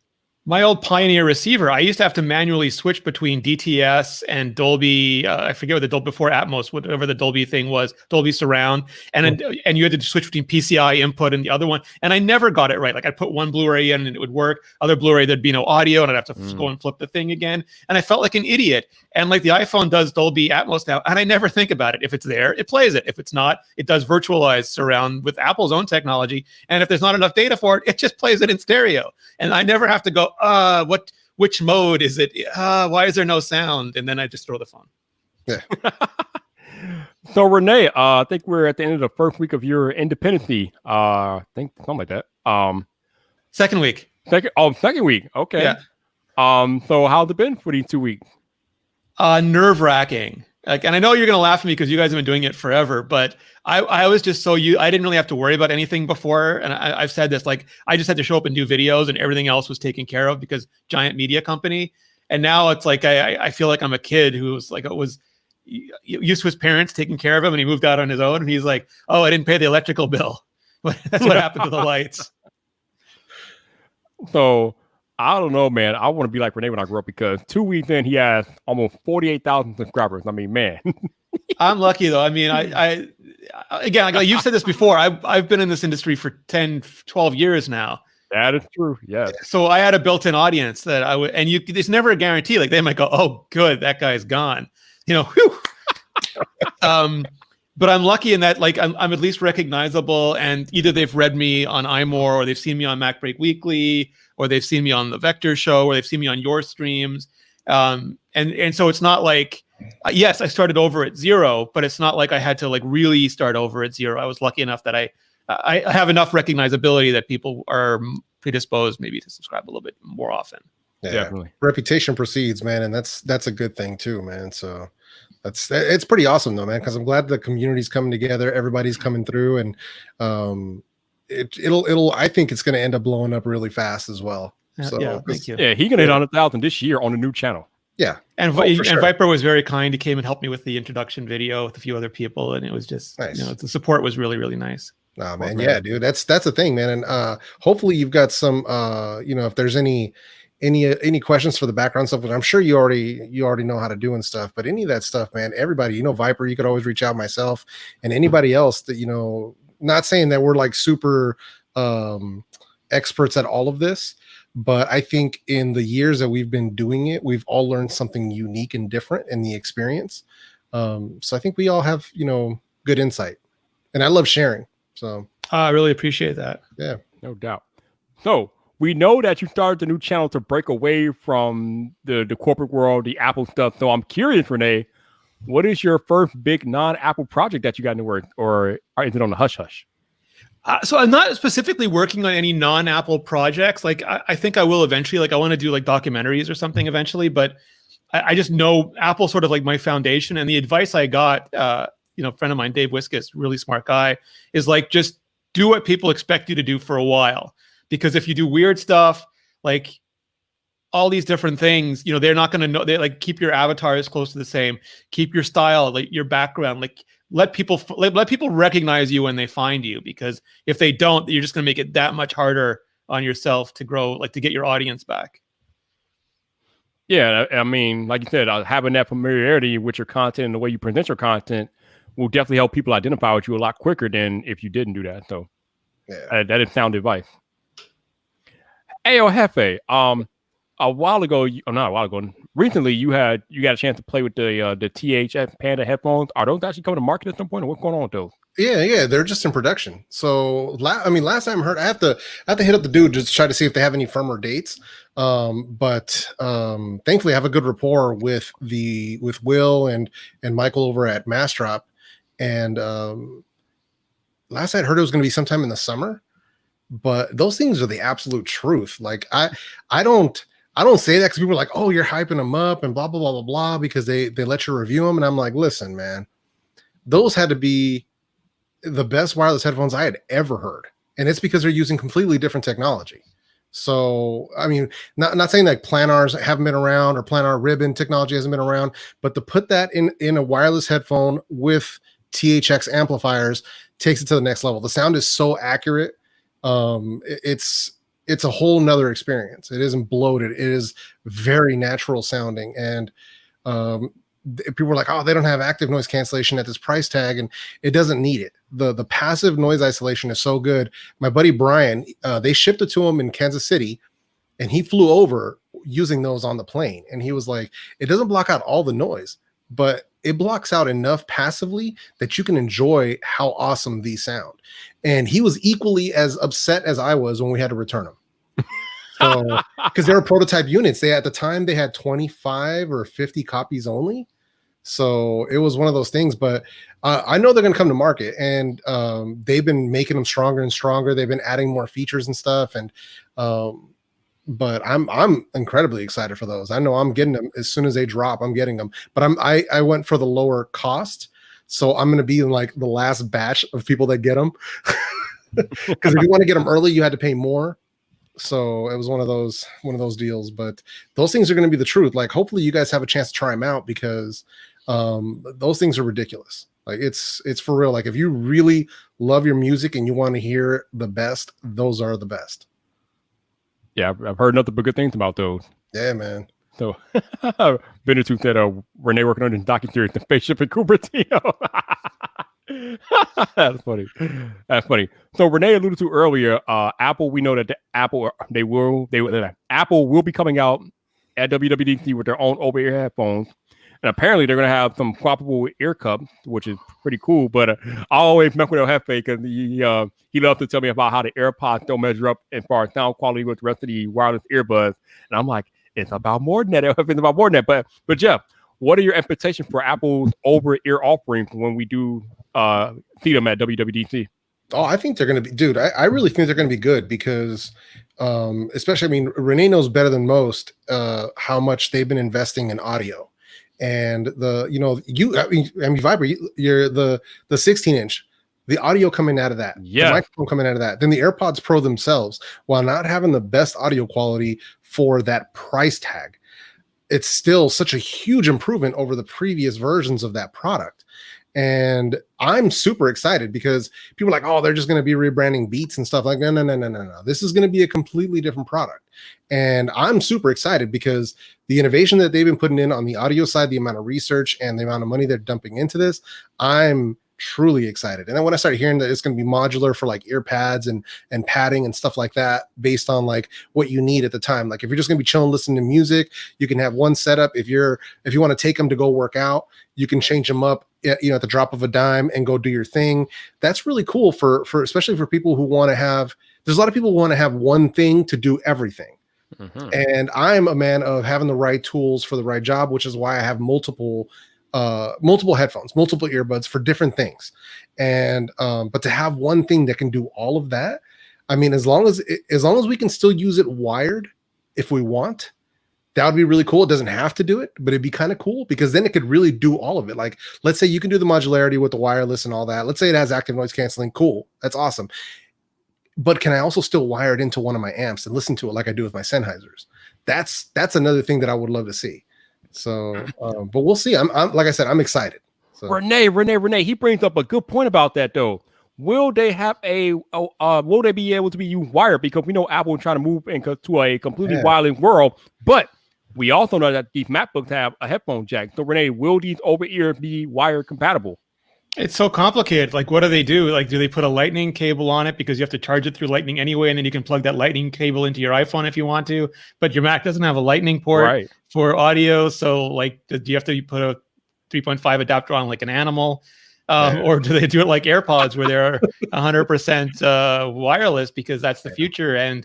Or do they have some horrible, like, remember that Apple Cinema display that had like the 3 tentacled plug coming out? Like one would go in like in USB, one would go in in MagSafe, and I forget what the third one was. Maybe it was just there to taunt you. But I think they'll go wireless because it's clean, and like Apple's thing has always been like, if we can throw it out and only 20% of you complain, we're throwing it out. Yeah, no, for sure. I think it would be cool to be able to do all of that, but I think they're going to focus on wireless, especially being that. I honestly think a headphone jack on it would be a pipe dream, for me at least coming from Apple, because the way that they're moving. If their phones don't have headphone jacks, why bother putting one on it? So, but for me, I think it would be kind of cool.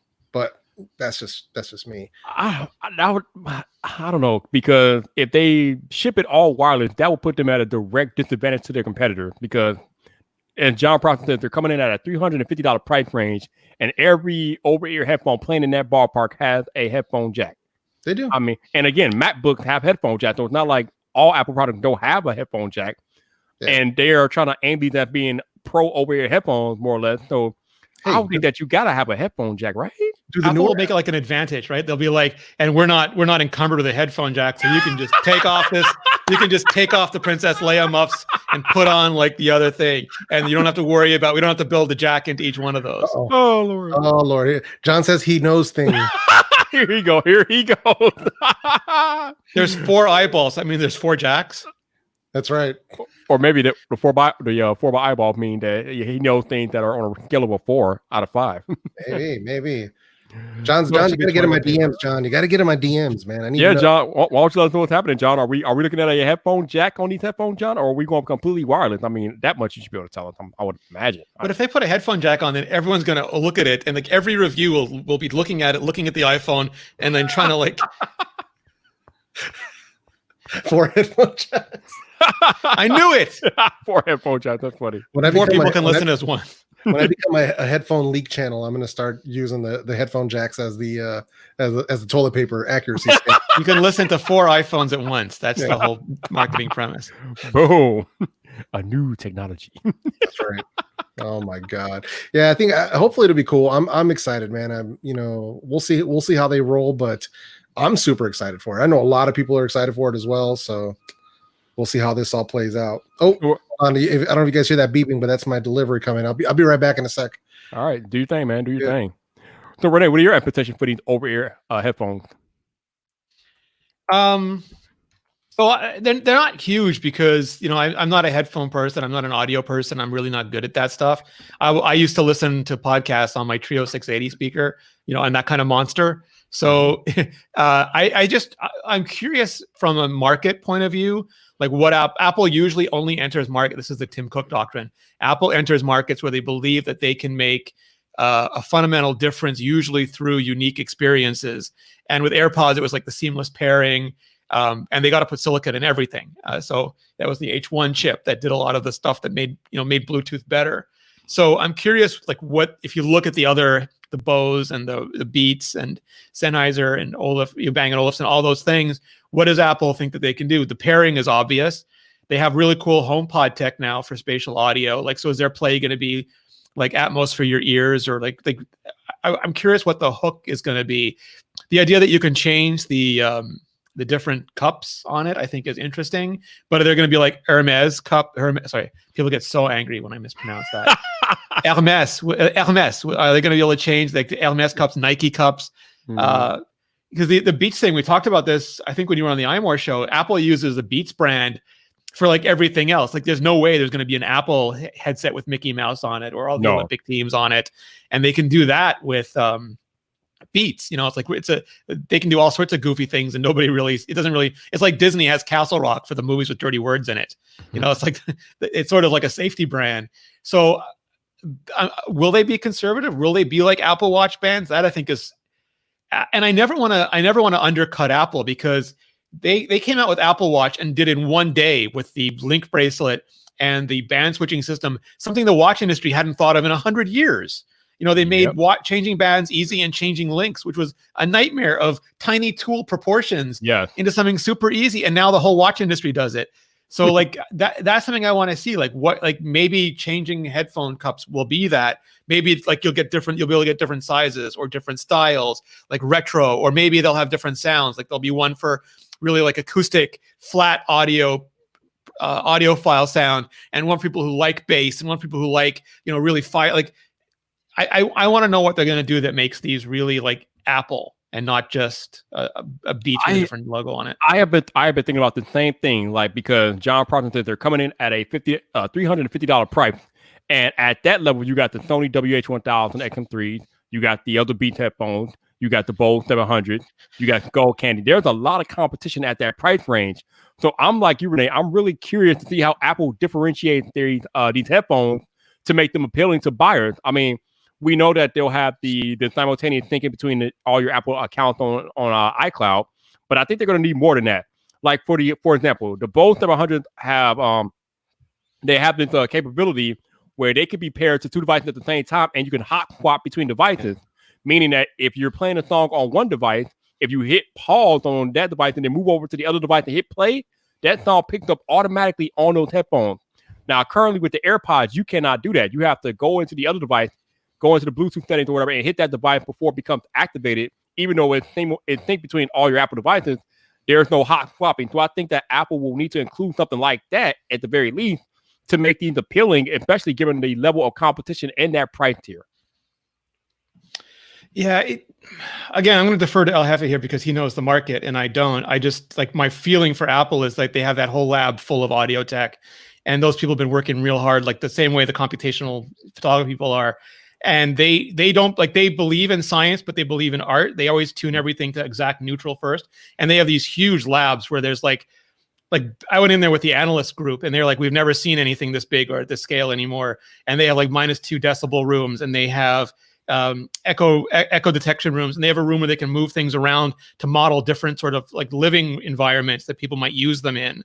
And like even like on the iPhone, they direct the audio depending on where they think your ear is on the iPhone. They use directional. So like they're doing a bunch of stuff, and but at the end of the day, it just has to sound better, and that's, I think, the part they have to get over still. Yeah, that'd be pretty cool though, man. Like I said, man, I'm excited for it, and all the research that they're putting into it, that's what's really making me excited for it, because it's like, it almost seems like Apple wrote a blank check to their audio side. And I'm totally cool with that. I'm totally down for that. So yeah, I think it'll be pretty sweet, man. We don't have long to wait. Like I said, WWDC, and it's rumored that the date is June 1st. So yeah, I was gonna say it's only a little bit, about a month and a half. Yeah, not too much longer. Not too much longer. Yeah.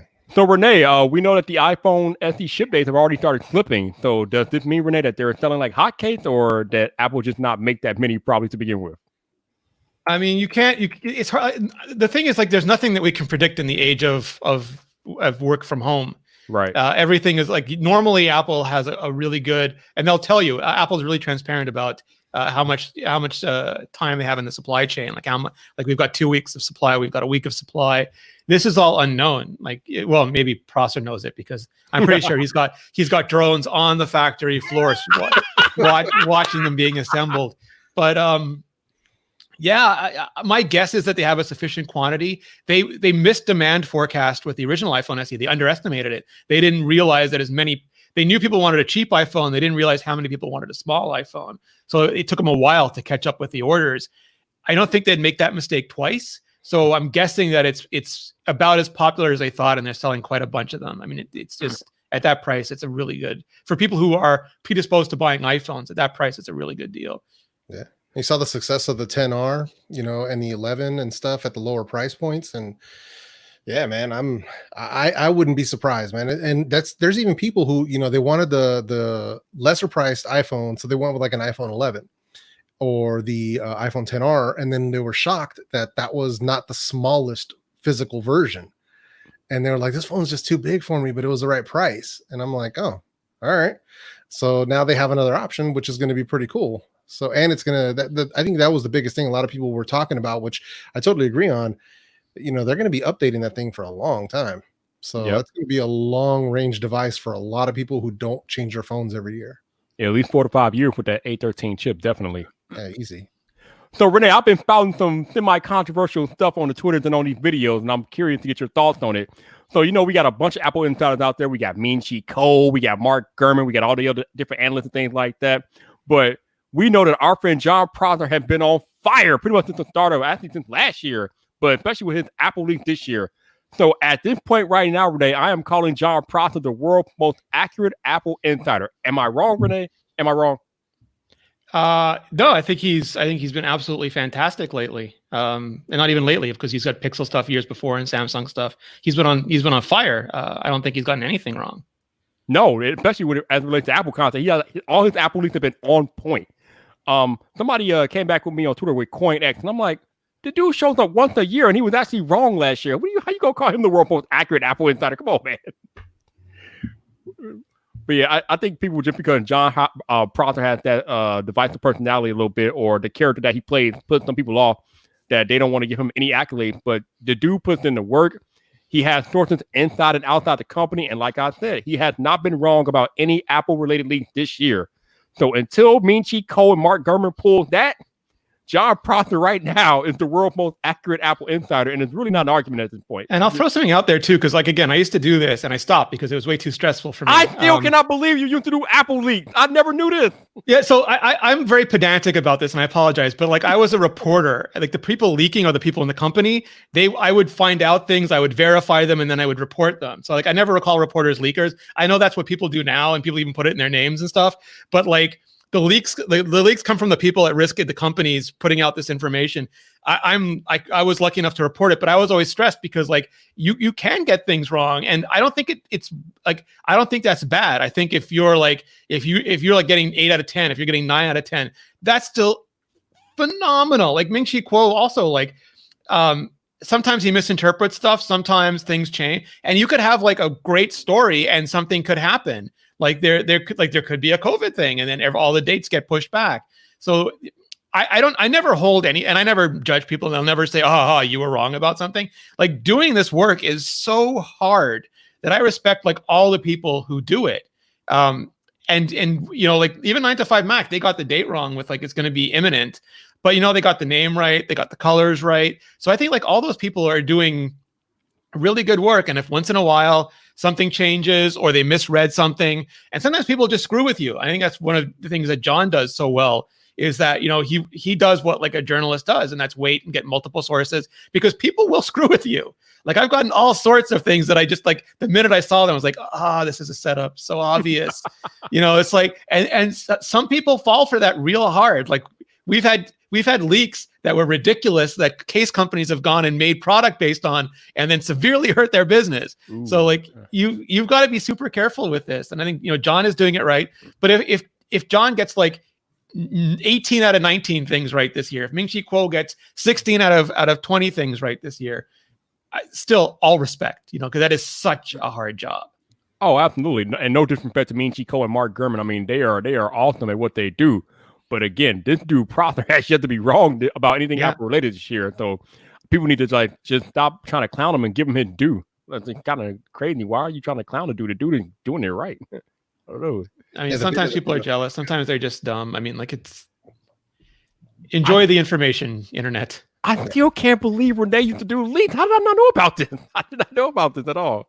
It was back in the day. Like I told you, I did the Lightning port and the iPad Mini, and but it was too stressful. Like personally for me, and I know John went through this too. It's like you're waiting. Like you get a date. Like I had the date for the iPhone event, and you're waiting, and then like it comes, and then you're never sure, is it going to change, or like are they going to delay it, or am I getting played? You know, and I just couldn't take it at the end of the day, so I stopped doing it. And you know, props to the people who still do it. It wasn't for me. Yeah, that's a crazy world, especially for the people that are providing you the leaks. I mean, like you said, you don't know if they're trying to trick you or mess with you, and then if they are coming with relevant information, you have to protect them because you don't want them to get put in jeopardy by giving you these leaks and things like that. So it's a lot to it, like you said. It's just interesting, and it's fascinating to me hearing from you that you used to be a leaker and how you have insight to this type of thing. Because I talked to Prosper. Me and Prosper had a whole podcast about this. And yeah, I watched it. It was really good. Yeah, he was talking about some of these same things. So actually, you know what? I'm going to ask you what I asked him in that podcast. Since you used to be a leaker or report leak, Rene, what do you think is the purpose of a person leaking information? Like, why do they do that? It's interesting. Like, there's all sorts of different reasons. Sometimes it's opportunistic. Like, they were in the right place at the right time and they heard something and they want to tell somebody because it gives them like a thrill. So like they overheard something and it's like, it's not my thing. I'll just tell somebody. Other times a lot of times, and you can sometimes read it in the way that the story is written. They are pissed. Like their product their decision didn't get respected. Their contribution, their advice wasn't taken. Someone else was promoted over them. And if it was someone they don't like or someone they don't think is as worthy as them. And often when you get complaint leaks, like someone's like, oh, Apple retail's upset that they're having to work during COVID. It's like, no, the person who spoke to you is upset about it. There's like 9 other dudes who are like happy to be doing something that's not like playing Call of Duty, but this one person is super salty and he's running to the press about it. And then there's some people who just like they live vicariously through you. Like they can't be public about it, but they get they get a thrill out of it. So when you publish it instead of them, they're like, I did that. That was me. And then there's like all sorts of rivalries. It's like when you drill down into it, it's part of that can be super depressing too, because sometimes you're being used to service an agenda. Like literally somebody invented A version of a product and Apple went with B version of a product and they're super upset about it and they want to litigate it in the press. And you can see that too, where they're like in some of the older leaks, it's like this person tried to stop this. And you're like, no, your idea was the other one. Their idea was that one, and now you're dropping their, especially when there's names involved. When someone's giving out names, it's because they have a problem with that person. Yeah, you don't really get too many names in a leak game like that, but yeah, like you said, sometimes it's revenge leaking more or less. Yeah. The best name in leaking is Jeff Poo for sure, man. Yeah. And sometimes it's also a turf war. Like they're like, and this happens not just with Apple, but like you'll see this a lot in the Korean papers. They'll report something on a negotiation between, because people forget that Samsung is not one company; it's a conglomerate, and Samsung has a parts company, and they'll be negotiating against LG, and they'll leak something saying Apple's doing blah blah blah, and it's because they want it to affect the negotiations. And sometimes someone's on an internal project and they want their version of the thing to go ahead, and they'll leak it as like, oh, people love that idea. See, Bob, I don't know how this got on the internet. It's like the Deadpool movie. I don't know how that footage got on the internet, but the fans seem real happy, and maybe we should make this movie. Oh, that was so good.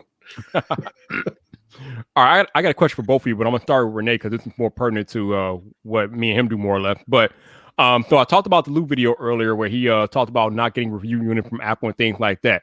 As far as I know, Rene, no one has gotten review units of the iPhone SE. Either that or Apple has you all embargoed until maybe next week. So why do you think this doesn't change? Because we know people got review units of the iPhone 11 and 11 Pro and Pro Max and things like that, but it does seem like there are no review units out there, at least that I know of right now, for the iPhone SE. So what's going on there? Yeah. Well, the thing is, like, you never know, and that's the thing about like if people are doing their jobs, you never know about review units until they get published. That's the whole point of it. Like and even like the iPhone 11 one, and most of the time I don't get iPhone review units. So I up until like iPhone 11, I think was the first one that I got actually in advance. And previous years, I didn't know anything. Like I didn't know who got them. I didn't know when they were coming out. And that's just the way it is. It's different in Android because, and I don't know if people know who has them or not, but like, they fly people out, they give them hands-on, and then the stuff all goes live when the event is. So you're pretty sure that as soon as the event happens, you're going to see everything. Where with Apple, the event is usually the starting point, and you'll get a review like after the orders, but before they arrive, or like usually after the orders, but before they appear, like the stores start selling them. Oh. So that's usually like they all have their different patterns, and that's just Apple's. I just realized I'm an idiot because that's right. Apple reviews don't go live to the Tuesday of the launch. Duh. And it's not Tuesday yet. And John said shipment just went out I think on ST. Yeah. You'll know because Marquez will go like uploading 10 minutes. Hey, Albert, thank you for the super chat, sir. Definitely appreciate the support. No doubt. For those of you all that are watching tonight, super chats are open. If you want to do that, as you know, since you pasted in the chat, if you don't want YouTube taking 30% of your donation, you can also buy me a coffee. Definitely not required, but anything that you can do, we greatly appreciate it.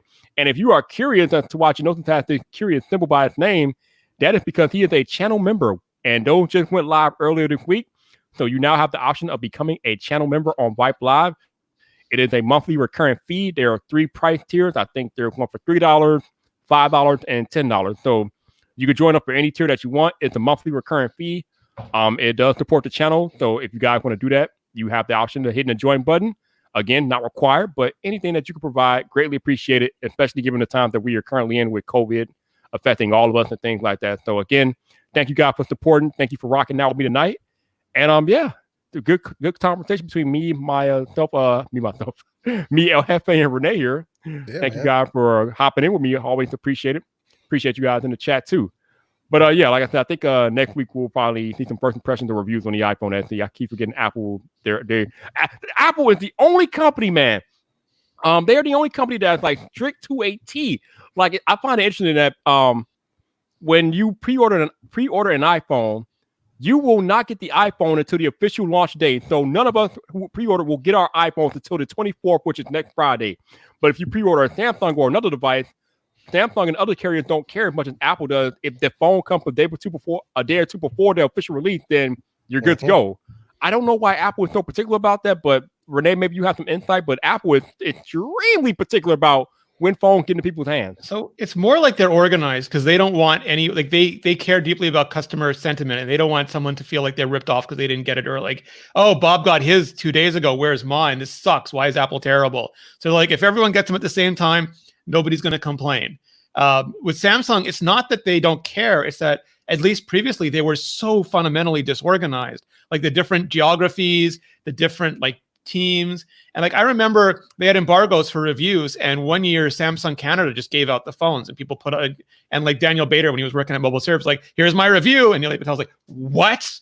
What is that? And then the next year, T-Mobile started selling them before the embargo was over, and all the reviewers are like, "What?" And then people are like, customers on YouTube, like, "Here's an unboxing," and everyone else is like, "Ah, damn it!"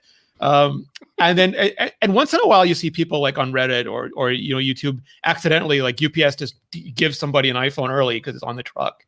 So it does happen. It's just they try to make sure everyone gets them at the same time, so nobody feels like they're being ripped off and somebody else got it early. I don't know, man. However they do it masterfully because, like I said, nobody gets an iPhone before official launch date. I mean, no. They just put a hold on it. They just say like UPS hold and deliver on this day. Yeah, I hate that, Rene, when I'm looking at my tracking information and I'm like, oh, it's in Chicago, but it's on hold until such a day. Like, damn it, Apple, let it go. Yeah. Well, they know, like, if you get it, then someone from the Wall Street Journal is going, you have me under embargo for Thursday, but this person, Viper on the internet, is already unboxing it. I don't understand what's happening right now, but I'm very angry. I still remember when Apple first started giving when they first started giving YouTubers access to Apple events. I still remember how mad the tech journalists and the tech bloggers got about that. Oh, they were pissed off. Yeah. Oh man. And the mainstream news media were pissed off when the bloggers started getting it. I mean, right. And we're going to be pissed off when the VR people or whatever, the TikTokers get it. I don't know. It's like I said, I'm forgetting her name, Charlie D'Amelio or whatever, with her 40 million TikTok followers is going to be TikToking the iPhone 3 days before YouTube. People are going to go, what? And she's like, 40 million. right. Flex. That flex, man. You got that flex. So I see a bunch of you all asking about Flossy Carter. I sent him the link. I sent him the invite. I hit him up on the Instagram DMs earlier today. I have not heard back from him. He told me on Sunday that he would be up for joining me tonight, but I have not heard anything from him today. So not holding my breath. So it is what it is. But if he knows where to find me if he's available, but I'm guessing he's busy doing whatever. So that's that. So I apologize. I don't know how this happened, but Finder tells me I have 0 disk space left and everything is starting to close. So I think it's because I have way too much video rendering in Final Cut. So I'm probably going to be disconnected in a minute. Oh, that's like Finder and kicking you off. Oh, I'm going to have to boot into recovery mode. Yeah. Jeez. Ooh. Finder says I have 600 gigabytes left. The Apple, when you go into Apple storage, it says I have 128 megabytes left. So I'm going to have to go fix this. That's weird. Yeah. We don't need you losing content. No. Yeah. But I appreciate the time, man. I appreciate seeing you. It's good to see you too, El Jefe. Yeah, absolutely, man. Oh, man, I appreciate your time, Rene. Appreciate you. Of course. Anytime. Talk to you soon. See you, man. Bye. Oh, Jefe, me and you, man. Yeah, man, it's all good. It's all good. Actually, Bender wants to come in. So I'm gonna give Bender the link. So what else is going on with El Jefe? You say, oh, okay. So you told me earlier that you have a lot of product coming in. Anything juicy? Anything juicy that you want to talk about? Trying to think. Oh, check this out. This dude, I dropped the link to this dude like 40 minutes ago, and here he is. Faster than me late, Greg. I'm here to replace Rene, as the Apple expert. Yeah, I'm tagging in for Rene. I didn't want to steal the spotlight, so I'm in here. I'm ready. Ask me anything. Man, Greg, you got a classy setup, man. I must admit, I'm living in the the lap of luxury over there. I'm living in the palatial palaces. GadgetCast really took off this week. Me and Travis are cashing in on the checks. You haven't seen Travis around that much lately. He's enjoying himself with the extra money. That's right. Yo, we got the Apple check. Yeah, that Apple check. Yeah, we got the Apple check and the stimulus check all at the same time. So we're spending it big. We're excited. So, Greg, I think you've been listening to most of this live stream. So, do you have any thoughts on the whole I haven't. So, I was getting ready to hop on, and then something last minute came on, and then I was here, and then I was just about to hop on. So, all right. So, but ask away. All right. So, my first question is: have you had a chance to watch the unbox therapy video? Okay. Some of it. But I got the gist. All right. I skipped to the end to read the email and all that. What are your thoughts?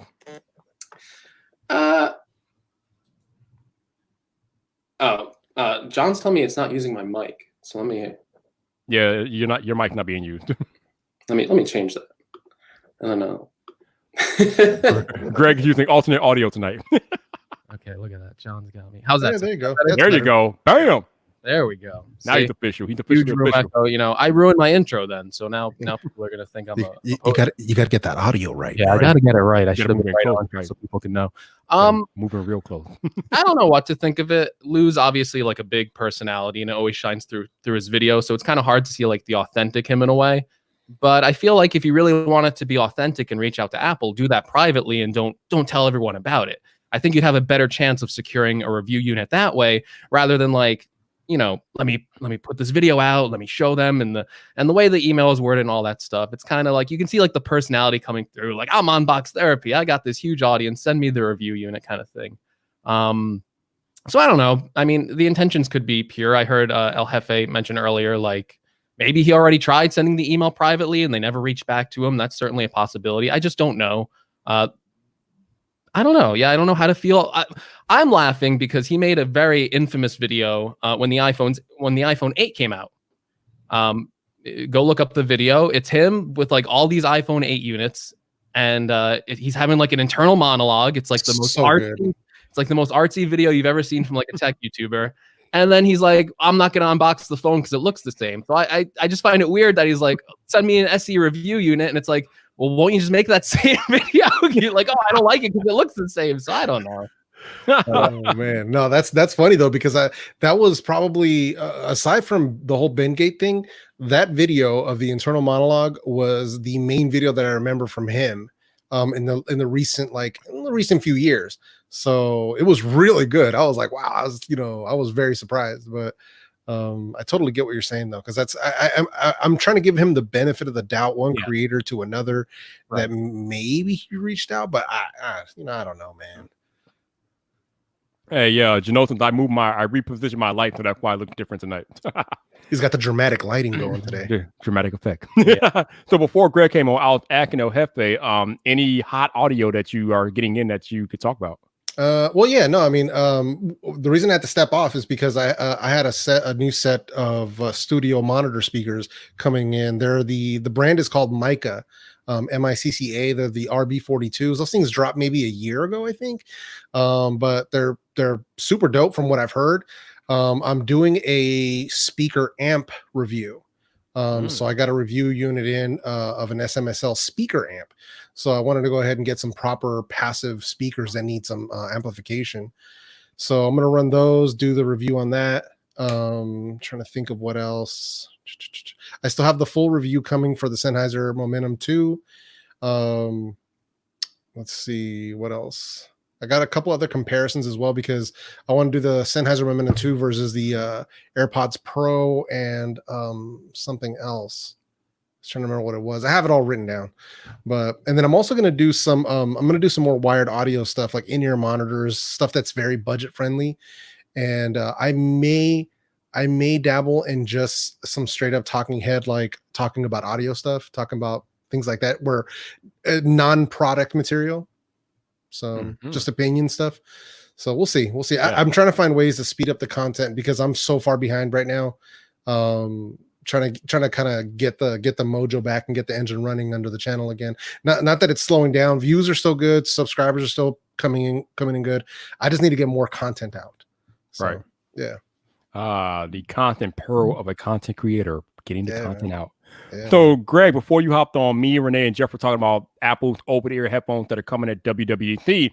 And the question that we kind of have is, will they include a headphone jack? Because we know that MacBooks have a headphone jack, but we also know that Apple is trying to speed towards a wireless future. So, Greg, being the Apple expert, the astute Apple expert that you are, what do you think about these over-ear headphones having a wireless, a headphone jack, I should say? Do you think they'll have one or not? I'm gonna say they're not gonna have a headphone jack based on the track record they have with AirPods. I also, Beats, right? They own Beats, and they just recently released the Solo Pros, and they have no headphone jack on them at all. They're completely wireless. Now, what I think will happen, will happen though is, I don't think Apple's like stupid. I think they're gonna assume like some people are gonna want to use these wirelessly, and you're gonna have to charge them somehow. So with the Beats, you can actually get like a Lightning to a headphone jack cable if you want it, but the headset itself does not actually have a headphone jack. That would be my guess. That's doable because there are headphones out here that use USB-C for both charging, and you can use it for audio. So you can run a USB-C to a 3.5 or a USB-C to USB, and then like you could plug the USB into your computer, your laptop, and you can get USB audio. So hey, you know what? That's entirely possible. I wouldn't put it past them. That's actually kind of I didn't think about it from that angle. Yeah, and I'm only going based on the Beats one, because that's exactly what it is. When I got them, I was like, oh wow, there's like literally no headphone jack on these. So I would assume they'd do something similar like that. I did not know that, but yeah, if all they have a way to plug in, I guess that's good regardless. Yeah, they're gonna have to charge, right? So they're gonna have to have a Lightning port or a USB-C port and wireless charging. I mean, I feel like that'd be like, how does that work? Like, what was it? I had a set of headphones that I tested where you sit one cup on your wireless charging pad and it charges them. What brand was it? Was it Plantronics? I'm trying to remember, but I had a set where you did that because I remember trying to get the B-roll shot of it, and you basically had I had to have a really flat wireless charging pad, and you just set the headphone right on there, one cup, and you set it on there, and it charges the headphones wirelessly. Yeah, maybe they'll do that, or I don't know, maybe they'll do like a Apple Watch charging puck on it or something. I have no clue, but I would assume they put like a Lightning or USB-C port on it, and then they won't advertise it, but if you really want it, you can. Yeah, but I'm sure they're gonna go wireless because AirPods and all that stuff. Yeah, that makes sense. Yeah. We, like I said, we know that Apple is trying to sprint towards a wireless future, so it would definitely make sense if it completely came without audio jack or whatever you want to call it. Yeah. Interesting. So, Greg, which SE did you pre-order?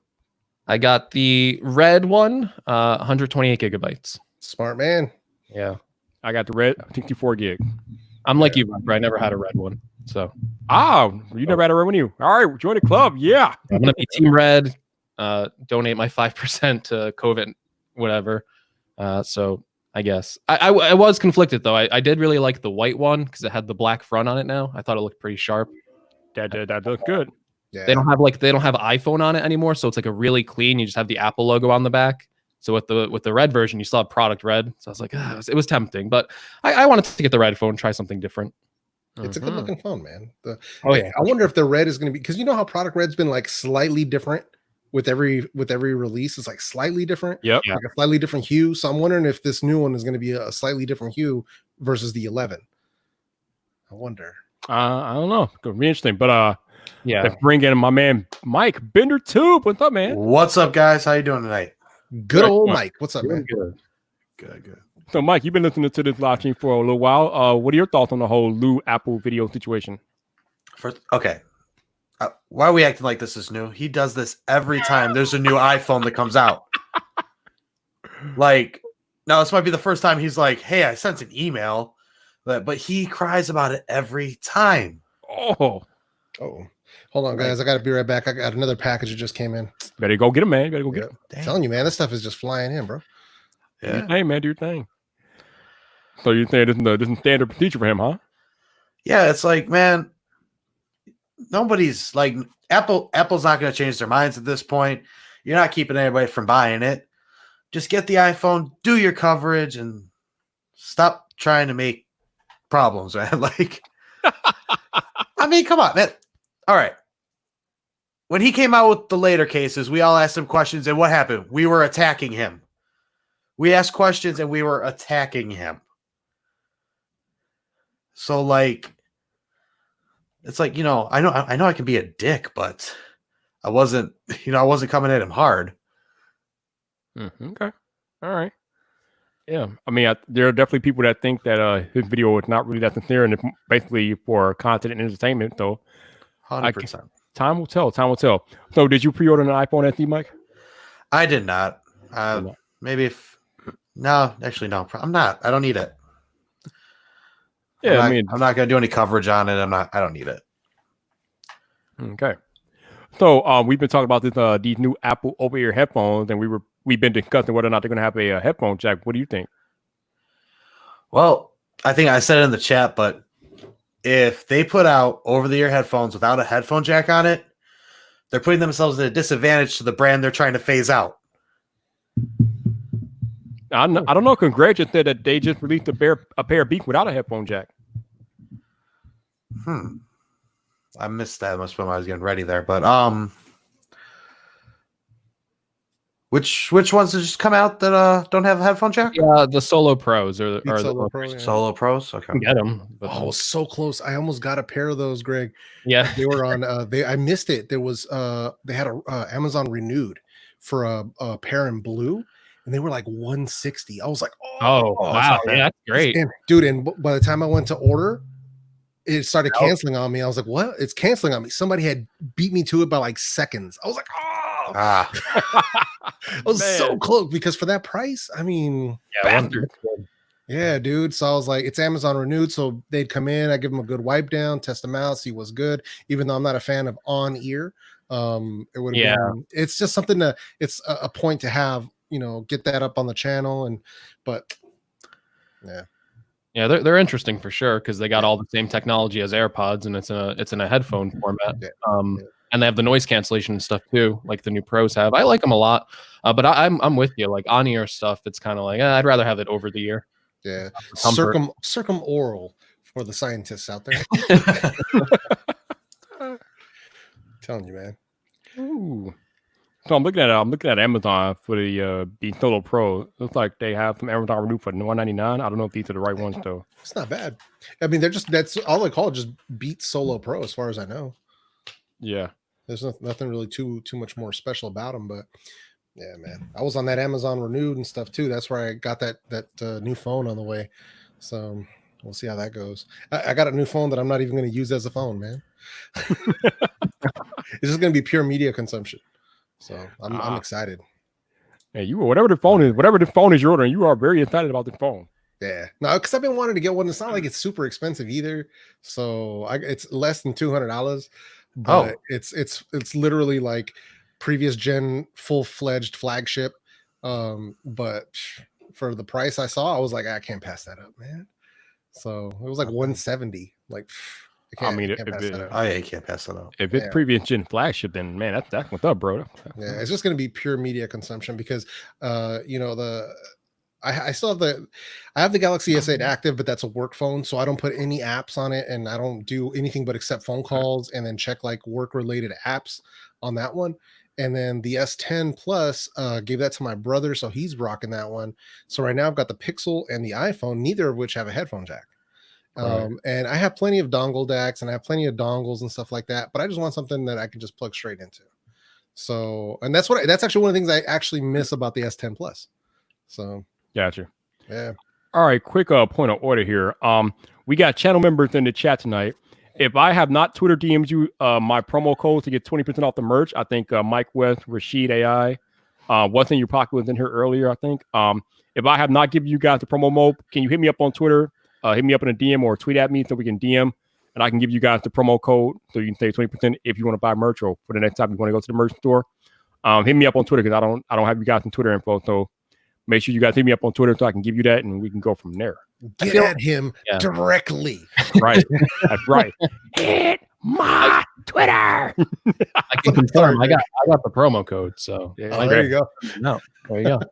I should thank El Jefe though, because I was doing one of the Amazon live streams, and someone from Anchor was actually watching the stream, and I name dropped El Jefe, and then they just sent me like a bunch of products. Sweet. Wait, they did what? Yeah, so, they sent you what? Anchor sent me a bunch of like their Soundcore products. I was talking about like Anchor. Okay. Yeah. They've been sending out those care packages to quiet a few people, which I'm all about it, man. I've been trying to get them to hook me up with like the custom setup that they've done, but apparently from the pattern that I've seen for those custom branded ones, it seems to be for the $1 million+ only club. Yeah. So I was like 2021, bro. So I was like, all right, we'll see what happens, but it'd be cool. But hopefully somebody doesn't beat them to the punch, man, because I've been approached by other companies to do something similar to put my name on some earbuds, but the ones that have been sent over, which I can't mention them because it was something that we were going to try out, and it's all under like NDA stuff. But they were trash. Oh,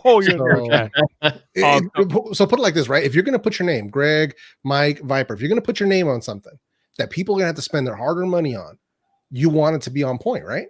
Yeah. So that's what it came down to. Oh, don't doubt. And when they send me the samples, I can't co-sign. No, I can't co-sign when I was like, listen, this is why I'm trying to rock with Anchor, because I've already co-signed for their product. And it isn't because they sent it to me. The ones that I've co-signed for, I paid for myself. I bought those products and I co-signed those. And it's because they are the best for their price point. And that's why I'm like, listen, I already co-signed them. I've already obviously sold a bunch of them. So let's make it happen, man. So no doubt. For those of y'all asking how to become a member, there should be a join button somewhere on the channel that you can hit it, and then it will take you to the membership options and you can go from there. Yeah, but should be a join button somewhere around there. We gotta get those little snake emojis instead of the S's. Yeah, I gotta do because Travis got the little Travises and like the little Run MCPs and oh yeah, Travis doing a thing, man, doing a thing. All right, what is going on, man? What is this? You all right, man? Who, me? Oh yeah, I'm looking at the Twitter DM. I don't know why people are I keep getting DMs about people trying to build new platforms for creators, and I'm like, oh yeah, no, hey, I get that too, bro. I'm like, no, man, no, fam. Did y'all? I got it too, Viper. We're all in it. Yeah. I'm like, no, people, it's not happening, y'all. We're not doing that. Sorry. I mean, but more power to if they can get something off the ground, more power to them. But it's tough to go up against literally Google. So, you know what I mean? It's just like, come on, bro. I mean, there's other people there's some that can get close, but we're still a long way off. And the only thing I'm willing to spread out to is Twitch. Besides that, just for straight live streaming. But beyond that, man, I mean, Facebook, nope. IG, it's for the kids. So it's and I mean, you could do TikTok, I guess. There's good TikTok strategies out there. You don't have to just necessarily do dance videos. But that's an option. Yeah, I was not aware of that, man. You don't have to do challenges. Oh no, except for the one that decided to make my Amazon Echo call the cops. Oh, that was no way. Yeah. I don't even have the app downloaded, bro. I'm messing with that. No, I think like someone like reposted on like Facebook or something for me, but it was like, I don't like these new neighbors. Call the police. All of a sudden, my shit starts dying. I'm like, no. So the issue, for those of y'all trying to join on an iOS device, you won't be able to if you're using the YouTube app. You have to go into Safari and do it that way because YouTube doesn't want it to be scanned by the Apple stack, so you won't be able to do it through the YouTube app on iOS. But if you go through YouTube on Safari, you should be able to do it there. So that's the lowdown on that. It looks like Rashid says he's getting in your DMs, bro. Yep, I already took care of him and Mike in the DM, so appreciate y'all reaching out. Took care of them, so that's what's up. That's what's up, man. That's what's up. So what else going on? So we got BenderTube not getting an SC. I think Jeff not getting an SC. Me and Greg already put our orders in. You know what? We need to do a collab video, Greg. Me and you, since we both getting it. I need to do more collabs, man. Okay. There you For go. sure. And Definitely, dude. You And gotta do that. man, I mean, I know I do these live streams, but I mean, I don't really count these as actual like video collabs. I need to do some collabs. Need to do some collabs, man. But so what else is going on? What's going on in the life of Greggy, man? Hey, you are hurtling towards 100,000 subscribers, man. You're gonna hit that this year at some point. Hope you got some plans, man. Yeah, I don't know. Maybe we'll see. Oh, you're gonna hit it this year, Oh, especially. dude, yeah, you jump, bro. Yeah, you're gonna hit it. Hopefully, I hope so. You got any plan for 100,000? What? You got any plans? No, I don't know. I want to get that silver button, but that's it. I don't know. Maybe on another box. question. No. Do you ever have any plans on doing any live streams on your channel? That's what Travis always asks me to do live streams on it. I'm terrified to do it, honestly, ever since we learned that they were like suppressing them a while ago. Yeah. I've heard that's fixed. I'm skeptical still. I don't know. I feel like the moment I do it, my channel's just gonna tank and all that stuff. See, here's the thing. You guys know that Nick Nimmin does this on every weekend on his channel, and he's had pretty much no effect. The secret is if you do a live stream, you can't. If you do a live stream on your regular channel, number one, you can't do it for too long. I would say maybe half an hour or less, more or less. And it has to be about the same subject matter that you cover. Because my mistake was, number one, I was doing 8-hour live streams on my regular channel, and the subject matter was all over the damn place. So I completely ruined the algorithm for my channel, which is why I had to go back and retool everything. But I think you could do it as long as you keep them relatively short and you cover the similar subject matters that you normally cover in a regular video. I think you can get away with it because obviously you're not really deviating at that point. But I think if you make them too long, then the problem with live streams is that people only watch like a certain portion of them, so that messes up your watch time, and then your average view duration just go pew, pew, and that's when you get messed up. So I think I'll hit 100,000 first. Let me get that done, and then maybe I'll do a live stream for 100,000. Yes, Oh, do it. dude. We'll do that. Do it. Yeah, Yeah. I remember when what's his name did that. Wow, this is Tech Today, Brandon. So he did that to celebrate, and dude, it was crazy. And you got to do it, dude. Okay, maybe I'll do that. No one will expect it. No one will join. I'll just be there by myself. Oh, whatever. Just do StreamYards, man, because then you could have a rotating crew like Viper has tonight. So Yeah, that'd be fun. But as for live streaming and stuff like that, I kind of get it out of my system every Sunday with GadgetCast. So it's not like I'm not doing a live stream. Right. I'm doing one every Sunday, so I kind of get out of my system. Right. At first, I thought you were saying that you were scared. I was like, you do live streams on GadgetCast. What are you talking about? Well, I'm still terrified doing that too. So yeah, doing them solo is rough. But that's But if you can get some people on just for conversation's sake is always much better. Yeah. So absolutely, Definitely. definitely, that's how it is. So speaking of the next GadgetCast, I hear that you got Rene on there for the next one, huh? Yeah, we got Rene. We stole him from your show. I'm sorry about that. Hey, man, it's all good, I man. hope you're putting a good word for me. Obviously, you did because I DM'd him and he was like, "Sure, I'll come on." All that stuff. So we're excited to have Rene on. We had John Prosser on the last show. Oh my God, I've never seen so many people in a live stream. People were, You guys hit 500 subs like that. Yeah, they got built yeah, up. it was crazy. Bro, you know John Prosser carries weight, man. He's the man. He about to hit 100,000 on Twitter. If he hasn't already.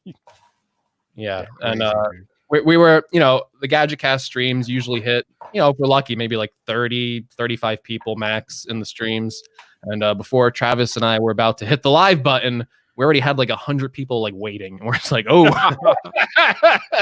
people were hungry for that leak story, and you know it. All that stuff. And that's the John Prosser effect. Absolutely, yeah. And he always delivers. So of course. So he's currently sitting at 95,000 or 95.9 thousand. So he almost at 96,000 on Twitter. Crazy. He was just at 50,000 like yesterday, and now he's like ridiculous, man. He's like the kid is blowing up, man. Yeah. But he put in the work, man. He put in the work. Yeah, like I was telling him on we kind of did like a mini interview on GadgetCast, and I was telling John, it's crazy to think where you came from, because I remember like years ago, like I don't even know how long ago, so long ago, before I knew anyone here. He was like on Chris Perillo's channel, who had like the biggest tech channel at the time, and that was like under 300,000 subscribers. That's how long ago that was. Yep. And he was doing like content for Chris, and he was on Chris's stream, and that's when he started doing front page tech and all that. I would almost argue it would have been more impressive if he was wrong. Well, John, the follow-up episode after that, where you had to come on and say you were wrong, might have been just as impressive. But you got it right. We all believed in you. I never doubted you for a second. So we did good. You know what? While we have John here, I just want to take a moment and thank you for making the video that I wanted you to make. I told you I was waiting for the I Told You show video, and man, you delivered. You delivered as only John Proctor can. I loved it. I enjoyed it. Especially that last bit at the end. He was like, he came back and like, I told you so. Yeah, loved it.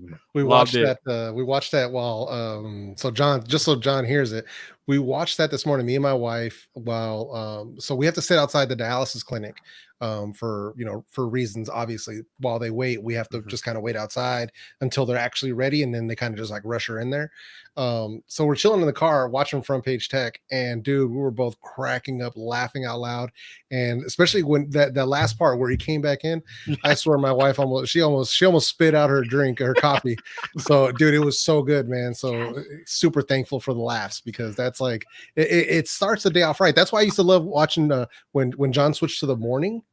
I would watch it during my ridiculous commute, and it would make things better, because laughter makes things better. So yeah, man. So that was really cool. Oh, it was a great episode. I laughed too, and it was the ending was priceless. It really was. Yeah, to see him grow, like I know he's been doing Front Page Tech like literally forever. Like he's not like an overnight like success. He's been doing it so long, grinding, just like slow build up, and then like these last 2 years have just been like crazy seeing him grow. So like just awesome content. Really, really proud of John, to say. Yep. Yeah, man. It's been a pleasure to watch him grow. Yeah, absolutely. He deserves it too for how hard he's worked. He deserves a lot more, to be honest. So yeah, I don't know how Brian puts up with him, man, to be completely honest. Oh, CDF man with the ideas. Hey, Greg, you need to get it on your soundboard, man. You need to get it on there. I might need to get it on there. I might need to. No doubt.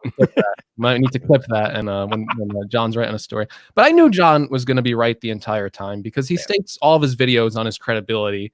And when he threw out that April 15th release date, as soon like the day he put that date out, I made a video. I think you did too, Viper. We both made videos, and I was like, it's coming out April 15th, and it was like my most accurate video ever. So anyone who watched my video knew it was coming out on April 15th, because he's throwing out a date. Like why would you lie about that? Like no one's gonna believe you if you get that wrong. So he had to have some solid information, and then with the time, right? The day of, telling us the exact time. I don't even want to know who his sources are. I don't want to be burdened with that information, because I don't want Tim Cook coming after me. I'm telling you, he's Phil Schaefer's bastard son. I'm calling it now. It might. Yo, He's gonna send Cook Team 6 after you, man. You better watch out. Cook Team 6 is gonna come for you. Yo, look into that. Yeah, you don't want to mess with Cook Team 6. You don't want to mess with that. Yo, Rashid, thank you for the super chat. Third, doing it all, man. Being a member, super chat, and I appreciate you, bro. Thank you. Always support, man. Y'all be supporting hard, man. I appreciate y'all. Y'all make it worth doing all this. This is so much fun when you guys constantly hang out and super chat and interact and just chill with us. So thank you for supporting everybody, because the cool thing about what I do and what Jeff, Greg, and what Benedict do, we see all you all across all of the channels. Y'all just don't support me. You support the whole entire tech community. And I can't tell you how major that is. That is just like some serious support that you guys provide. So thank you to all of you all that support all of us and what we do, because as you guys know, the algorithm is not our friend. Yeah, no, and that's the truth, man. Thankfully, it's just how it goes, man. But I'm thankful for everybody that always comes through, man, because everybody's cool. We got a good community, and I'm glad that it spans not just YouTube and across multiple channels, but also over on the Twitter fam and the Twitter family that's always there. So it's a lot of the same people. We interact with the same people and stuff, and no, it's super cool, man. And I'm truly blessed, man, because everybody's made me feel super welcome in multiple circles, man, because it's a lot of groups. There's a lot of groups of friends on YouTube. You know what I mean? So there's a lot of different groups and teams and stuff like that. And everybody's made me feel super welcome. So it's a blessing, man. So no doubt, man. I know some creators tell me about how you have been integral in like bringing people together, man. I've seen the things that you do on Twitter when you're reposting people's videos or just commenting and things like that. So shout out to you, man, for doing it big. I try to, man. It's tough, man, trying to manage all that time because I used to have much more free time, oddly enough, and now it's just like because I'm doing this from home and there's a lot of distractions and stuff, so it's kind of been throwing things off. And but try to be supportive, man. That's the key to it. I don't like I'm not one of those people that have that crabs in a bucket mentality. There's enough out here for everybody. You know what I mean? And that's the thing that I keep trying to tell people, especially there's a lot of new people now that a lot of people are stuck working from home. There's a lot of new people streaming, a lot of new people starting channels.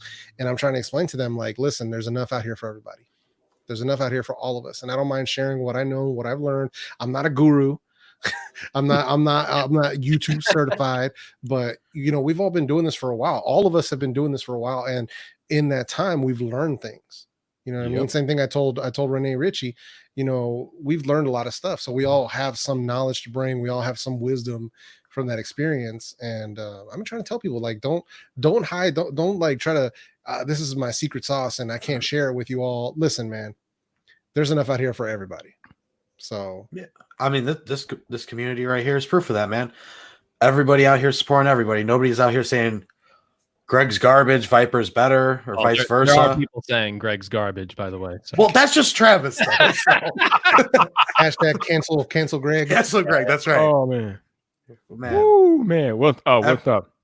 Plenty for everybody, man. My favorite thing every day.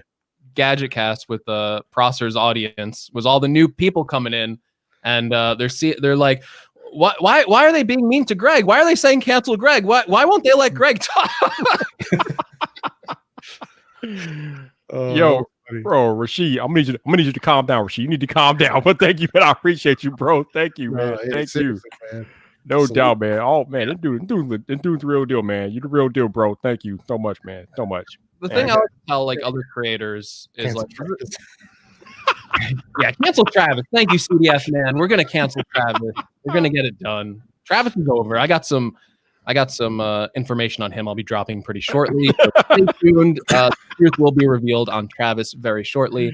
So, there's enough for everybody. Unsubscribe now, because when I reveal the truth, it's gonna be embarrassed if you're subscribed. Oh, dude, I still want John to bury 9to5 Mac in the F field, man. I want to see that. Like, get something like a custom thing as 9to5 Mac and just take him finally the return to the field and just bury it. You think John's got a shovel? Man, he's probably gonna have like a spoon to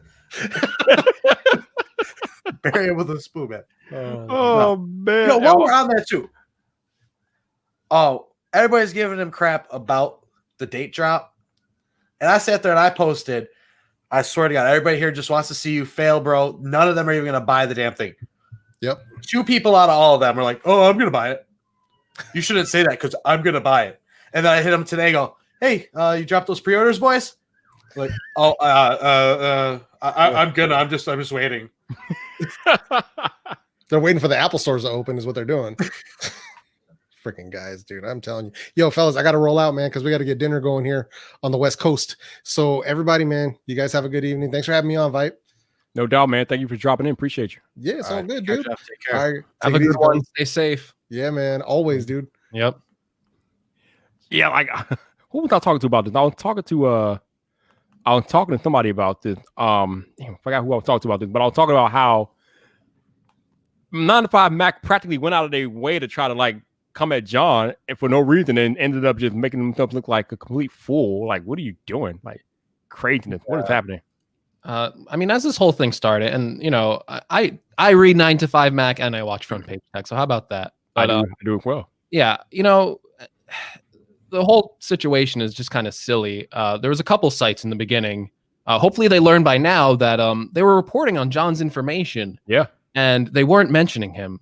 And, these people like to, right? They would say they're journalists, I'm guessing. If you're a journalist, if you don't like someone, if they gave you the information, you got to mention them. That's the journalistic integrity thing to do. Even if you don't like the person, you have to say, hey, we got our information from you got to cite your sources. Yeah, we're commenting on this story that John Prosser said about, Beats headphones going away. Like, no one was making that story that, Apple wasn't going to get rid of Beats unless they were reading John's tweets and stuff like that. There some of the people there are liking comments that are just like, it's petty stuff that like none of us even at a lower level would like those kind of tweets about like other people like hating on, what I mean? Like it's just like really stupid. But 9 to 5 Mac does good work too. Like they've leaked like stuff. They have credibility and all that stuff. But I don't know. I just hope that the next time John does a story, they actually credit him. Yeah, and some people have been mentioning his name more now. His name is definitely getting out there more and more. So I'm definitely happy that they're finally starting to respect him. Yo, Everything Tech, thank you for the super chat, sir. I appreciate it. Oh man, we got some Travis. Don't be hating on Travis. Y'all leave Travis alone, man. Y'all better leave Travis alone. And shout out to whoever just anonymously brought me a coffee. I see y'all out there, man. I appreciate the support, man. Y'all are rocking hard lately, man. Thank you so much, man, for everything that you guys do, for just being here, man. Thank you so much. Let's see, since the Viper, they just don't have the talent of him, so they attack it. That's classic in any profession, being rocked with something fresh. Yeah. Oh, that's who I was talking to Shannon about this on the live stream last week. I was talking to Shannon about how I feel like people are just coming at John, and Shannon made the point that they feel like it's a competition, and it is because we're all going after advertiser revenue and things like that. And so they kind of feel like John may be taking some of their advertising revenue and this, that, and the other. And she kind of has the point, but they're playing in different fields, though, so I don't know if I see it all the way, but I understand a little bit, but it's still petty to me, though. I mean, at the end of the day, it comes down to they hate him or not. They're using his stuff for their articles. Yep. They have to pay the credit, like Greg said. Yeah. I said this on that tweet that CNET posted out. I said that when the Beat president left and Apple just appointed one of their own dudes, I said on top of that tweet that this makes it much easier for Apple to phase out Beat, even though 9 to 5 Mac and everybody else will have you believe that Apple is going to keep Beats around. And even Apple in their statement today said that they're committed to the Beat brand. That's corporate speed. They're not committed to the Beat brand. They're going to phase Beats out. They're not going to do it overnight like Process said, but eventually Beats is gone, man. And this makes it easier for them to phase out Beats because now there's no leadership at Beats. It's just there. So Apple can pretty much do whatever they want with it. And not that they couldn't before anyway, but now that Beats has no like president there, I mean, it's only a matter of time now before Beats just go bye-bye. So it's over with, dude. Yeah. It's over with. Yeah. It sounds like you agree, Greg, that Beats is pretty much gone. Bye-bye. Yeah, I take John's word 100%. He gets the date, he gets the time. I'm not going to argue with him, and it makes sense to me. Beats is probably a very small portion of Apple's business. I mean, there's calls for Apple to like get rid of like the Mac line and the iPad line, and that brings in way more revenue than Beats headphones. Yeah. When they start coming out with their own headphones, when they expand, like John said, it's going to take a multi-year process. They're going to expand their headphone line. If they come out with headphones, they have AirPods Pro, AirPods. There's like an AirPods Lite rumor. Who knows what that really is? Could just be another AirPods, right? But yeah, the Apple branding is more popular than Beats in the headphone space now. AirPods are way more popular than Beats. Beats win, I mean, they wish they had the popularity with the Beats branding right now. So it's just not, I don't know. I guess they'll see, right? It's a multi-year process. Maybe it'll fail. Maybe they'll decide at the end of this year, like, oh, maybe we can't phase out the Beats products. But I definitely think they're planning it. It's funny because when I made that video about Apple phasing out the Beats brand, I said, and I quote, since AirPods were introduced back in 2016, AirPods have accomplished much more than anything Beats has done since that time. So you're right, the AirPods brand is growing and it's becoming the industry household name that Beats has been. And it's slowly overtaking the Beats name. And at some point, Apple will not need Beats to coexist with the AirPods brand. The AirPods brand will be its own thing. And it'll be as big and someday it'll be bigger than the Beats brand. So I can completely see Apple phasing out Beats. I would kind of argue it already is bigger than the Beats brand right now. Yeah. Yeah. It is. I think it is bigger. And there's some like crazy metric out there of like AirPod sales. And it's like the most successful product in like Apple history with how fast they ramped up sales, like faster than iPhone sales took off. Yep. Like it took off immediately and it's been going crazy ever since. So if they get, I mean, I think they're already at that point anyway, but if they sell more units by calling it an AirPod rather than Beats this, it's only logical to just call, say it's AirPod this, why even bother making the Beats product if it's going to sell less units? Yeah. Yeah, I think Rene was saying that Apple would only keep Beats around if Beats continue to make a profit. And I mean, maybe, but at this point, the AirPods are going to make much more profit and be much more profitable for Apple than the Beats brand. So, but the one thing that the Beats brand allows Apple to do is experiment. Like Rene said, you will never see an Apple branded Mickey Mouse headphone or anything like that. So No. at least the Beat brand gives Apple a chance to experiment with different colorways and different things like that. Well, based on this latest rumor, right? They're saying you're gonna be able to change these headphones. That is true. Wow. Yeah, Which once I read that, I'm like, that is genius. Wow, that is cool. that is so smart. That's what's gonna make it take off. If it's customizable and stuff like that, that's one of the reasons why the Apple Watch succeeded, right? You could change out all these bands that had a really diverse ecosystem. Yep. So if Apple doesn't make the Mickey Mouse, Disney will, and then I'm sure there'll be a program where you can make third-party headbands and all that stuff and customize it however you want. And probably not. Oh no, you said third party, yeah. So you're good. third party, yeah. So Apple might not do it directly, but look at the Apple Watch band. Like Just like John saying right there already is a Mickey Mouse watch face. Oh, John is correct. And many. Right. That's right, John. You are correct. There is a Mickey Mouse watch face. So yeah, man. I think Beaton's on the chopping block. LED on the can. Maybe, man. Maybe. Woo. So what else is going on in tech? OnePlus launched the OnePlus 8 and 8 Pro. I know I've talked about this, but I haven't talked about it with you guys. So I'll start with you, Bender. What are your thoughts on the new OnePlus devices? I actually missed most of it, unfortunately. I can't. Dude, I had to work. I was in the beginning and I came in at the end. I mean, it's all right. It's not poorly priced, but it's nothing amazing. I mean, I got a OnePlus 6T. I'm happy with it. The 8 and the 8 Pro look like, hey, like they caught up, but like, there's still Oxygen OS is clean, but there's still like, I guess like certain things you could add in if you wanted to be like flagship. Now it's just a really good Android phone. Yeah, I think that's pretty accurate. Like I said, my biggest issue with the OnePlus brand is that it's kind of boring, but that's just for me. I know I'm in the minority, but I'm not alone in that sentiment either. There's a lot of people who feel like, it's a good device. Oxygen OS is pretty good, but there's not much of a feature set outside of Oxygen OS, so I don't know. No, because cameras aren't that great. Yeah. Greg, what are your thoughts on the OnePlus devices? I have zero thoughts. It's not anything against OnePlus. It's just that I've been busy with like all the iPad, MacBook Air stuff covering it, and then the iPhone SE dropped the next day. So I was mentally preparing for all that stuff. So I honestly haven't really kept up with like the releases. Like I've seen the phones and how they look. But let me translate it for y'all. So according to Greg says OnePlus. What is OnePlus? I don't know what that is. I've been over in my Apple world. I'm in my Apple world. I don't know what OnePlus is. What is that? Is that some bougie Apple knockoff? Is that some entry level Android type stuff? I don't know what that is. I don't care. Who needs? I got the bigger Flex. Who needs the OnePlus? I got the Flip.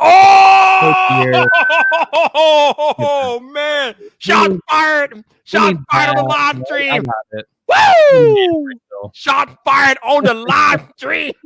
My man pulled out the Z Flip like, what is OnePlus? What is this? I have a Galaxy Z Flip. Does the OnePlus flip? Does it flip? It doesn't flip. It doesn't flip, So if it doesn't flip, I don't know what that is. Dying. That's my type of flex, Greg. That's my type of flex. See, we need more of that. We need more Savage Greg. I like Savage Greg. Yeah. We got to get him. The only thing I'll say about it, I would not have put a wireless neckband in my presentation. Like it's 2020. Like really, guys? No, that's not gonna fly anymore. Yeah, I don't understand that. I'm interested to see like it's gonna be tough anyway, like selling anything this year, right? But it's gonna be interesting to see how the strategy of moving up market plays out. Me and Travis talk about this a lot, and how we're doing it in like TV space. How like Vizio, used to be the biggest name in TV because they made affordable TV sets that were really good. Yeah. And then all of a sudden they started moving up market, and now it's like you don't hear about Vizio anymore. You hear of TCL because they went for the budget market, that mid-range budget market, making TVs, and now it's all TCL. So the phone market's kind of the same, right? Some of these brands, they go for the high-end premium market and they fail at it because there's so much competition in that space. Which is why what TCL is doing. Well, what TCL is doing in the phone space is kind of brilliant because they're starting down in the mid-range tier. They're going to build their credibility and reputation down there. And then probably like OnePlus, they'll gradually grow and branch out into more flagship phones and more flagship features and things like that. But these TTL 10 phones that are coming in a few weeks, they look pretty impressive for what they bring to the table at that flagship pricing. And like I told you guys earlier, I think they're going to be sending me one. So I will let you know about that when I get in their hand. But yeah, TTL, nice. I told you guys, TTL is legit. They're the real deal. Oh, yeah. And they've been around in the phone game for a while, even if they haven't been using their own parent TTL company branding to sell phones. They are the parent company of Alcatel. So TTL has been selling phones for a while now. They just haven't been using the TTL name, but now they're putting their own name on these phones and making pretty damn good phones. They even have foldables out there too that they might bring to market at some point. So yeah, TTL is a player and they're going to be around for a while. I don't think they're going anywhere. They're only weren't they also making BlackBerry phones for a minute? Yeah, they were publishing BlackBerry phones, yes, but that relationship ended, I think, last year. Yeah. I'll ask you a question, Viper. Sure. What do you think? You think we're gonna get the 4A pretty soon? I would imagine so. I believe that the 3A was released around the same time last year. Yeah. So I got to believe the 4A is right around the corner. And we saw that leak that showed possible retail packaging for it. Mm-hmm. So, I mean, I don't know why it has to come out yet. I know Google I.O. is usually in May. So maybe we'll see it out in May because obviously there's no Google I.O. this year. Oh, yeah. But, yeah. So May. First release May 7th was the 3A. So, yeah, it should be soon. So, yeah. So the 4A should be coming pretty shortly. And I think I'm probably going to be sent that as well, if I'm not mistaken. So that'll be interesting. Yeah, hopefully I'm sent one. Yeah. They gave me the 3A and the 4. Yep. Hopefully I'm on their list. Bender, what are you doing?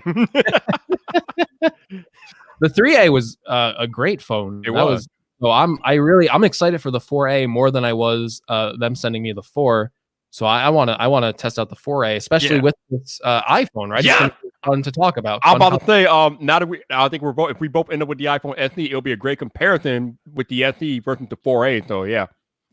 Gonna be a crazy battle down in the mid-range game, bro. Woo! Yeah, the more I think about it, the more I'm like, yeah, may make sense. They probably wanted the iPhone to be announced first. They probably want to drop like a phone, and then like a week later, hey, the iPhone SE is out. That would have been bad for them. So yeah, but I'm excited to see the 4A. I think the design looks really good on the budget model. I think it looks based on the leaks and stuff. I think it looks better than the regular 4. Right? Yeah, I mean, I don't know if I paid too much attention to it, but yeah, I think it looks like the hole punch camera. Yeah. Right. Yep. The 4 has like a forehead for the for the face. It's more dated. Yeah, I think the design's better on that. Yeah, we'll see. Yeah, Genosis, the 3A started at $399, and then I think the 3A XL was $479. So yeah, it started at $400, just like the iPhone SE. So I'm guessing the 4A will come around that same pricing. So yeah, it'd be interesting to see when Google brings that out. I'm guessing it'll be out next month. So it's going to be interesting real quick with these mid-range phones. Yeah. I'm a little disappointed in the SE in just one way. What's that? Which John totally called. The camera. Now, it's not even that they're using like the 8's optics. I'm sure they can do a lot of stuff with software. And I'm sure like the daylight photos will probably look pretty good. Because it's not like the 10 took bad pictures anyway. Oh, you're mad because there's no night mode. No night mode, which I don't get, because is it something to do with hardware? I thought the night mode was completely dependent on the A13 chip, which it has. So I thought it would be able to do it, but maybe I have no clue. So either it's hardware or it's just that Apple is omitting that feature more or less. Yeah, I know they mentioned something about like focus pixels. So maybe the camera lens and the sensor, it has like more focus pixels to do night mode. But I thought like, especially going against the 4A, it would have been nice if it had night mode, because we know that 4A is obviously going to have night mode because the 3A had it. So I'm just a little disappointed in that, but whatever. Yeah, I mean, it's a $400 phone. You make a great point. For $400, I don't think we can't complain about that too much. But I am excited though. I'm excited because even with everything that's going on in the world, tech is still moving along. That's why I titled the live stream "Business Has Picked Up." Because now we got the release of the OnePlus devices, and then Apple just released or announced the SE. We know that the Pixel 4a is right around the corner. So it's nice to see that tech is still moving along, that it hasn't completely gone stagnant because of COVID-19. So I'm excited. It's something to be excited for, especially with all the negativity going around with the pandemic and everything like that. I'm glad that we can still look forward to tech events. Shout out to OnePlus for that. And we could look forward to and talk about new tech releases from Apple, OnePlus, Google, whoever. So yeah. This is still pretty exciting times right now, so I'm all for it.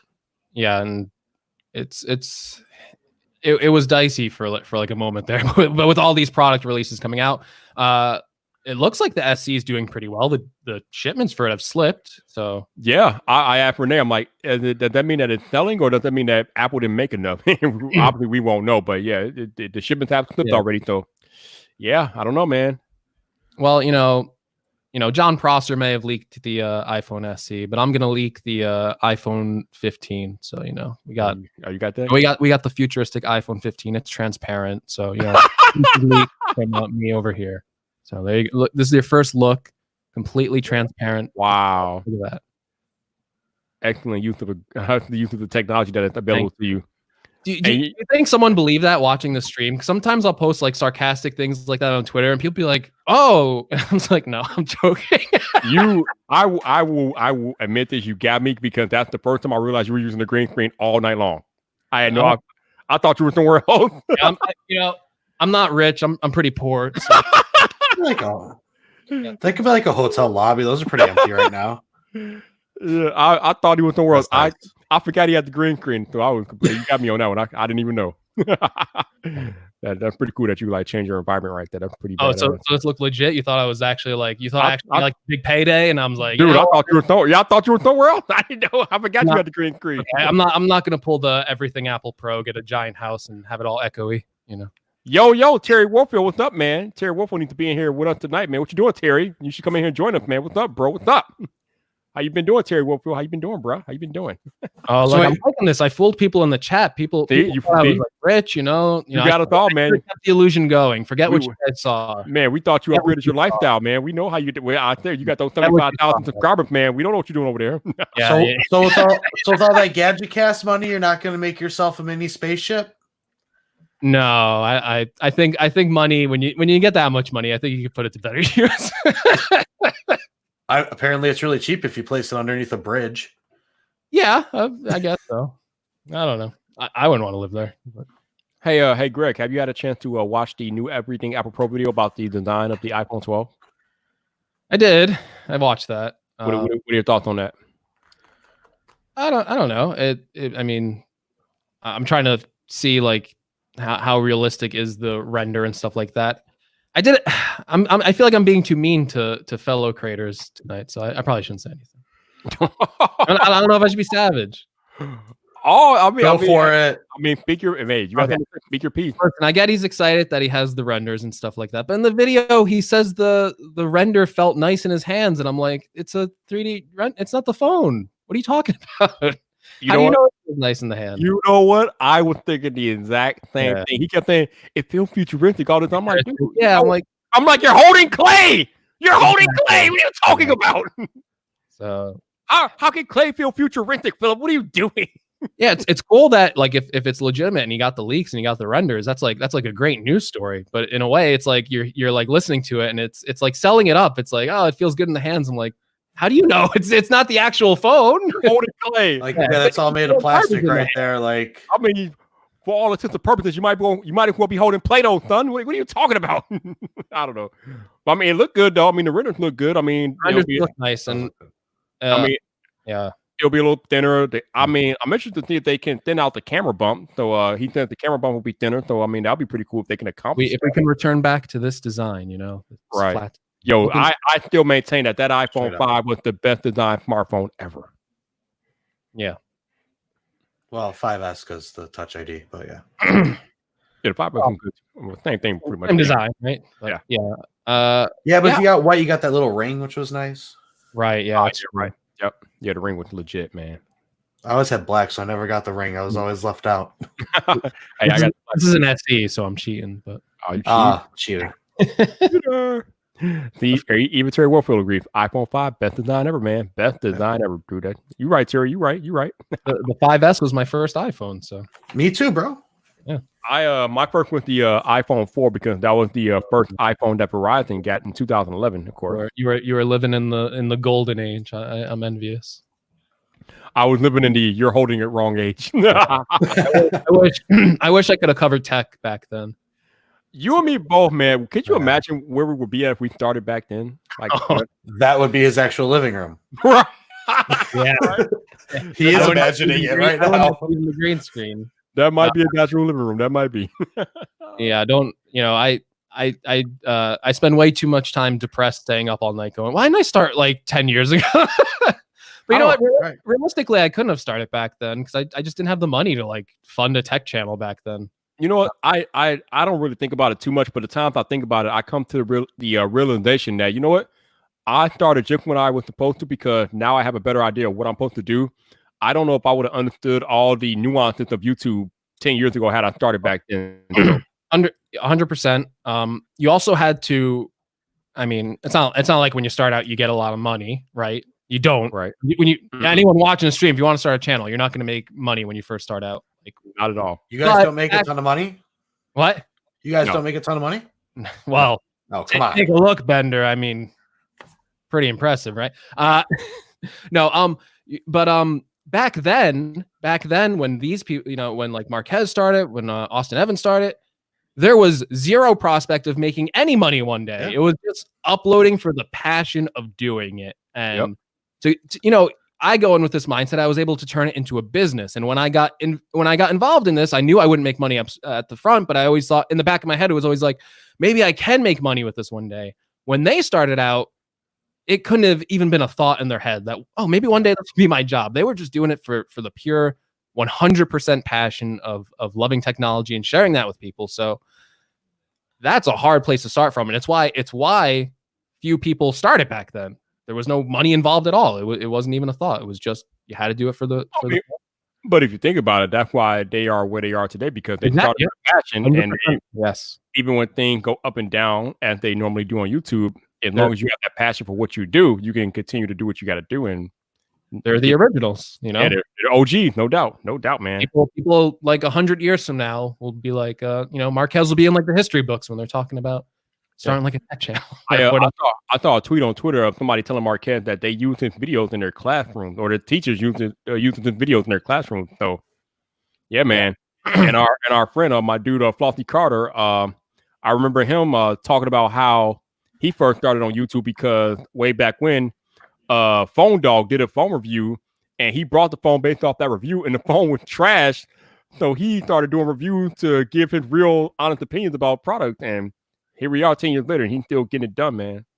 That's how I started. I watched everyone, and then there'd just be people I disagree with, and I'm like, I have this product. I have a completely different take on it. Like, what are you talking about? So that's how I got started. It's like, yeah, let me do it. I don't know. I just got started because I love tech, and I love helping people with tech. So I just decided to start a YouTube channel because it was suggested to me, and I feel like, you know what? I'm just gonna throw my hat in the ring, talk about the products that I have and things like that, and go from there. Nothing makes me happier because, you know, for anyone watching this, I have a very low opinion of my videos, but you know, but when someone says like, oh, this video helped me out, I learned so much, or, you know, you helped me with this purchase, when I do like you know, like tips and tricks, when I'm showing like people information, they learn stuff, and then like they post out in the comments, it's like, it's really uplifting to go, oh wow, my video actually helped someone out. So that's huge for me. And it's crazy as you get bigger. I'm starting to get it a lot now, where like I'll reply to someone in the comments and they just don't expect it, because the more subscribers you get, the more surprised. It's like, wait, you respond to comments? Blah, blah, blah, blah. You're my hero. And I'm like, what? get a better role model. Yeah, I don't really get a lot of comments about people, my videos helping people to make purchases and things like that, but I do get comments about obviously the energy I have in my videos. Oh yeah. And I get some of the comments from people I know from my ritual video, a lot of people comment about how good the rituals are, and they found them through my videos and things like that. So that stuff is pretty cool. I like when people watch my how-to videos on Apple phones and iPhones and products and things like that, and they can get a kick out of that. I made a video back in October called "How to Make a Me Emoji Video" when I was 13, and that video has like 20,000 views. So I mean, it still gets views like every month now. So that's pretty cool. There you go. Not bad, bro. There you go. So yeah, man, it's cool. It's cool. And like, you know, that I influenced toddlers. So that's you got that going on. Still my favorite Twitter video ever. That still cracked me up. Great. That was great. Yeah. So Bender, man, like what's going on with your YouTube channel? What's happening in your life, in your world? I'm just burnt out from work, man. It's I don't even want to move when I'm not there. Yeah, man, you gotta take it one day at a time. Gotta take care of yourself first and foremost. I've been What you there? I've been there, burnt out from work. Can't do it. Yeah. I'm trying to get to a great spot one day where I can just, Luckily, I'm in the position now where I don't do it. I don't even know. I got to go talk to past Greg. I got to get a time machine and find out how he had the energy to do all that stuff, because I'm doing this full time and I'm out of energy. Not so. Oh yeah. I don't know what I did. oh, Genosis. I remember that. That's right. I made a video just for Zach's daughter. That's right. Because he wanted me to like tweet her at her for her birthday. And I'm like, you know what? I can do one better. I'll make a video. I remember that. Man, you guys don't miss nothing, man. That's why I love y'all. Y'all don't miss nothing, man. Y'all catch everything. Man, it's cool, man. Like one of the best, actually, no, I shouldn't say one. I would say the best decision I ever made in my 40 years of life was starting a YouTube channel, man. I have no regrets. It had completely changed my life, and I kind of wish I would have done it sooner. But like I said, everything happened for a reason, and I'm just glad I'm here now. But man, I love making videos, and I love being able to impact people's lives and interact with all of you all. So this is it, man. This is the real deal. This is legit. Yeah, and you only get one life, and you can't go back. So Amen. No point in thinking about it. Just a waste of time. As I tell you guys all the time, live your best life. Have no regrets, baby, because you never know what day is your last. Oh yeah. So, Greg, are the people of New Jersey staying at home like they're supposed to, or are they being knuckleheads too? Well, I'm home, but clearly in your lavish posh estate. Yeah. Clearly, you know what? Let me. I got multiple homes. Let's change it up a bit. So anyway, for the most part, people are staying at home. I still see the knuckleheads out there, though. To be honest with you, when I go out, when I have to drive somewhere, I still see people not taking it seriously. People traveling and like being too close to each other. So I actually went to go to the supermarket today and pick up some stuff. And I saw a bunch of people gathered out there, and there was a line. I'm like, I'll go another time when it's not busy. Like right. I'm not risking it for all that stuff. But it's scary in New Jersey here because we're the second hardest hit location right now. So hopefully I hope most people are taking it seriously, but you notice the knuckleheads when they are disobeying it, but I'm sure most people must be taking it seriously. Yeah, and apparently Florida wants to reopen a beach tonight or tomorrow, which is like, what? I think they already did. Oh my God. Wow. That was a picture of everybody already there. Wow. And there's people protesting in Michigan right now. I watched a live stream on that on YouTube today, and that was crazy. They're protesting the stay-at-home orders. They're all gathered up, not wearing masks, and what idiot! It is crazy. So when did people get so stupid? Oh my God! They were saying the virus was a hoax. So it's all wow. People dying left to right, but the virus is a hoax. Okay, all right. EF man's right. Let's all go to Alaska. They pay you to live in Alaska, so I'm for it. Let's do it. We'll make the tech community in Alaska. The Alaska collaborations. I'm just laughing because John Prosser just posted the exact same tweet I posted earlier, only if John Prosser can state it, about the head of Apple Music taking over the Beats brand.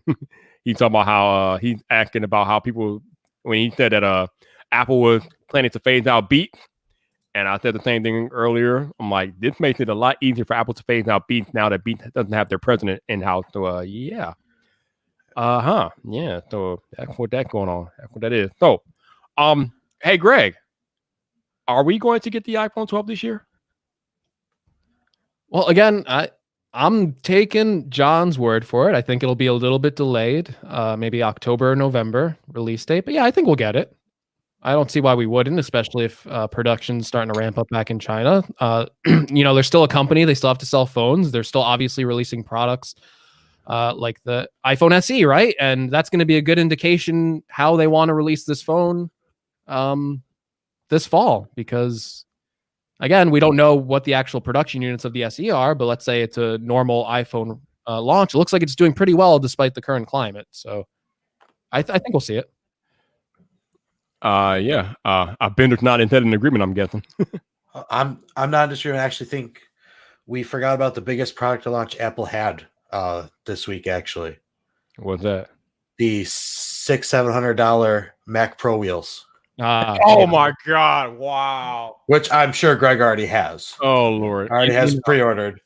Let's just say the swivel chair, going a little bit extra smooth today, 2 sets. 2 sets. Yeah, that Yo. would be a great video. Just taking apart like an office chair. Be like, I really love these wheels. Crazy. Yo, this is the best, man. My man, even A, man. He doesn't even like Apple, but he watches my content anyway. Shout out to you, man. Thank you. I'm glad I can make you smile. Glad I can make your day better, dude.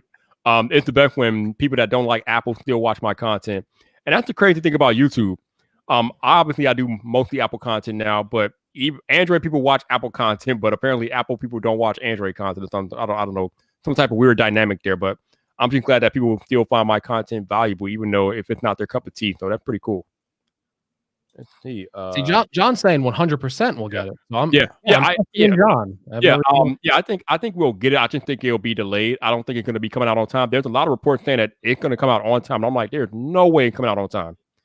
Like probably November, probably the earliest. I would think November. You know, it really is going to take a serious hit this year. What's that? Apple TV Plus. Yeah, I think so. Wow. Oh, you mean when it anything new that they're going to have in production is halted. Oh, that's right. So that's right. They're going to, and then once September comes around, nobody has a subscription anymore, and they have nothing to tie us in. Which is crazy because I think I read somewhere that there's like at least 40 million people subscribed to right now. I think. Yeah, because MacBooks and iPhones. They actually have a huge subscription base because they gave them all out. Like if you actually look at the numbers, like they're doing extremely well, but it's all kind of inflated. Right. But all these iPhone SEs are coming out, so people are going to get more free trials for Apple TV Plus. Hopefully that pushes them through. Is that still valid though, Greg? Is that still valid? Don't think they stopped doing it. I don't think so. Yeah, I never heard they stopped doing it. And actually, right now, Viper, they got free TV shows even if you don't have Apple TV Plus. Oh, that's right. I saw that. Yeah, I saw that. Yeah, from like HBO and other people too. I was looking through. They had all the James Bond movies on there. They had quite a collection of shows that I'm gonna catch up on. I think because look in the TV app if you have like an iPhone or an iPad or whatever. I think Viper's gonna murder somebody right now because he just bought the whole Daniel Craig collection. Hell, you mean the James Bond movie? I just brought the Daniel Craig collection for $30. Damn it! Well, you'll hold him forever. This is limited time to keep people indoors. That's true. Unless you probably got a higher quality. Yeah, it's probably lower quality for streaming and stuff. For the record, I just found it hilarious how Greg tells the captain of Team Apple, yeah, check out Apple TV if you have an iPhone or iPad. As I'm looking at my iPad to the left, my MacBook Pro to the right, or in front of me here, my iPhone 10, 11 Pro Max to the left, to the other right. Yeah, I think I got a few Apple products. I'm sorry, I just let me look here. I was telling the audience, when are they bringing Apple TV Plus to the Apple Watch? Come on. I was just thinking that while I had that stuff on me. I'm like, that would be something. What about exclusive Apple Watch content? I'm in. That'd be great. That'd be interesting. I'm still waiting for smart bands. I can't believe they haven't done this yet. When are the smart bands coming?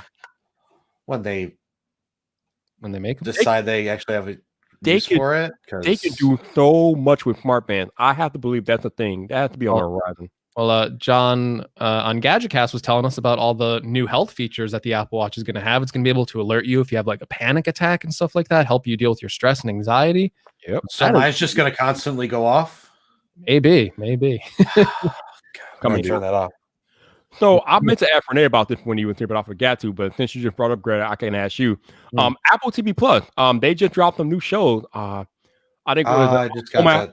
Yeah, they got a Home After Dark. I want to watch that. I haven't watched it yet, but I want to watch that. And they just dropped the one with what the hell, Chris Evans. No, they're going to drop it next week. Defending Jacob. Have you been watching any Apple TV Plus, Greg? No, I've been completely out of it. The last show I was watching was Little America, and I got about halfway through that. I was really enjoying that show, but it's all like separate episodes. They're not connected at all. But I haven't watched any of the new stuff. I've been really busy, surprisingly. I know a lot of people have a lot of free time now, but I've been super busy. Mm-hmm. All right, so I think who that can be? Jonathan said, "What's the purpose of what's the smart band going to do?" I mean, dude, there's a bunch of different possibilities. We talking about extra battery. We talking about LED sensor, different sensor. Period. Maybe blood pressure. I mean, there's the possibilities of smart bands are endless, dude. I mean, yeah, blood pressure might be a good one. it's a world of possibilities that they can do with smart bands if they can like figure them out. But man, I'm just waiting. I'm surprised they haven't done it yet, but I have to believe smart bands are coming. There's no that's just too much of a possibility to pass up. They have to be coming. I see. Oh man, but yeah, the Apple Watch is supposed to get sleep tracking apparently this year, so that's something. But yeah, I wonder if they're going to change the design of the Apple Watch this year because right now I'm pretty perfect. I don't know how much you can do with the Apple Watch design. I don't think they'll change it this year. I think this will mostly be like internal upgrades. Yeah, I mean the design's pretty much. I mean, I guess you could make it a little bigger on the screen, but yeah, other than that, the design's pretty good. I think it's just gonna be a lot of hardware and software features from here on out. But who knows? It's Apple, right? They always surprise us somehow. Yeah, I don't know, but yeah, I mean, yeah, it should be good. It should be good. It's just crazy with the way that the pandemic is happening and how these products may or may not be in production. I'm guessing the Apple Watch may or may not be delayed. We know the iPhone 12 can be delayed, but not too sure about the Apple Watch Series 6. So, all right, there it is. Same as the 4. Okay, that makes sense. Okay. Yeah. So, I wonder if we'll get new materials this year, though. They always seem to do like a new material, so we'll have to see. New color material, right? Yeah, last year they had what, titanium, and they brought back titanium. So they brought back the ceramic back, I think, or something like that. Yeah, so that'll be interesting. The really depressing thing, which we're not gonna have the event. Like it's gonna we might have an event, but like no one's gonna be there. It's gonna be like virtual. Right. Yep. Yeah.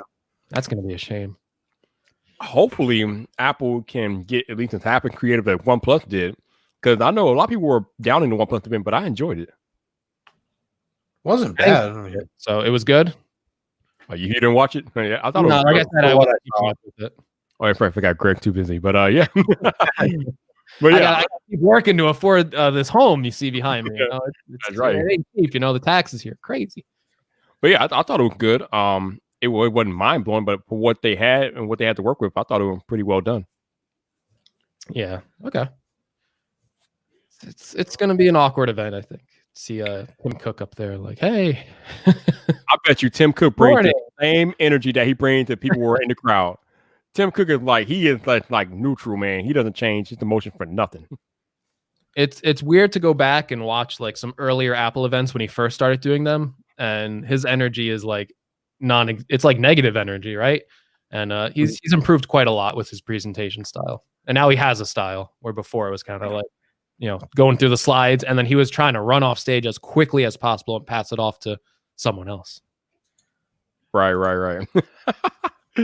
I just find it interesting, Greg, that a lot of these other brands have modeled their events off of the way Apple has done their events.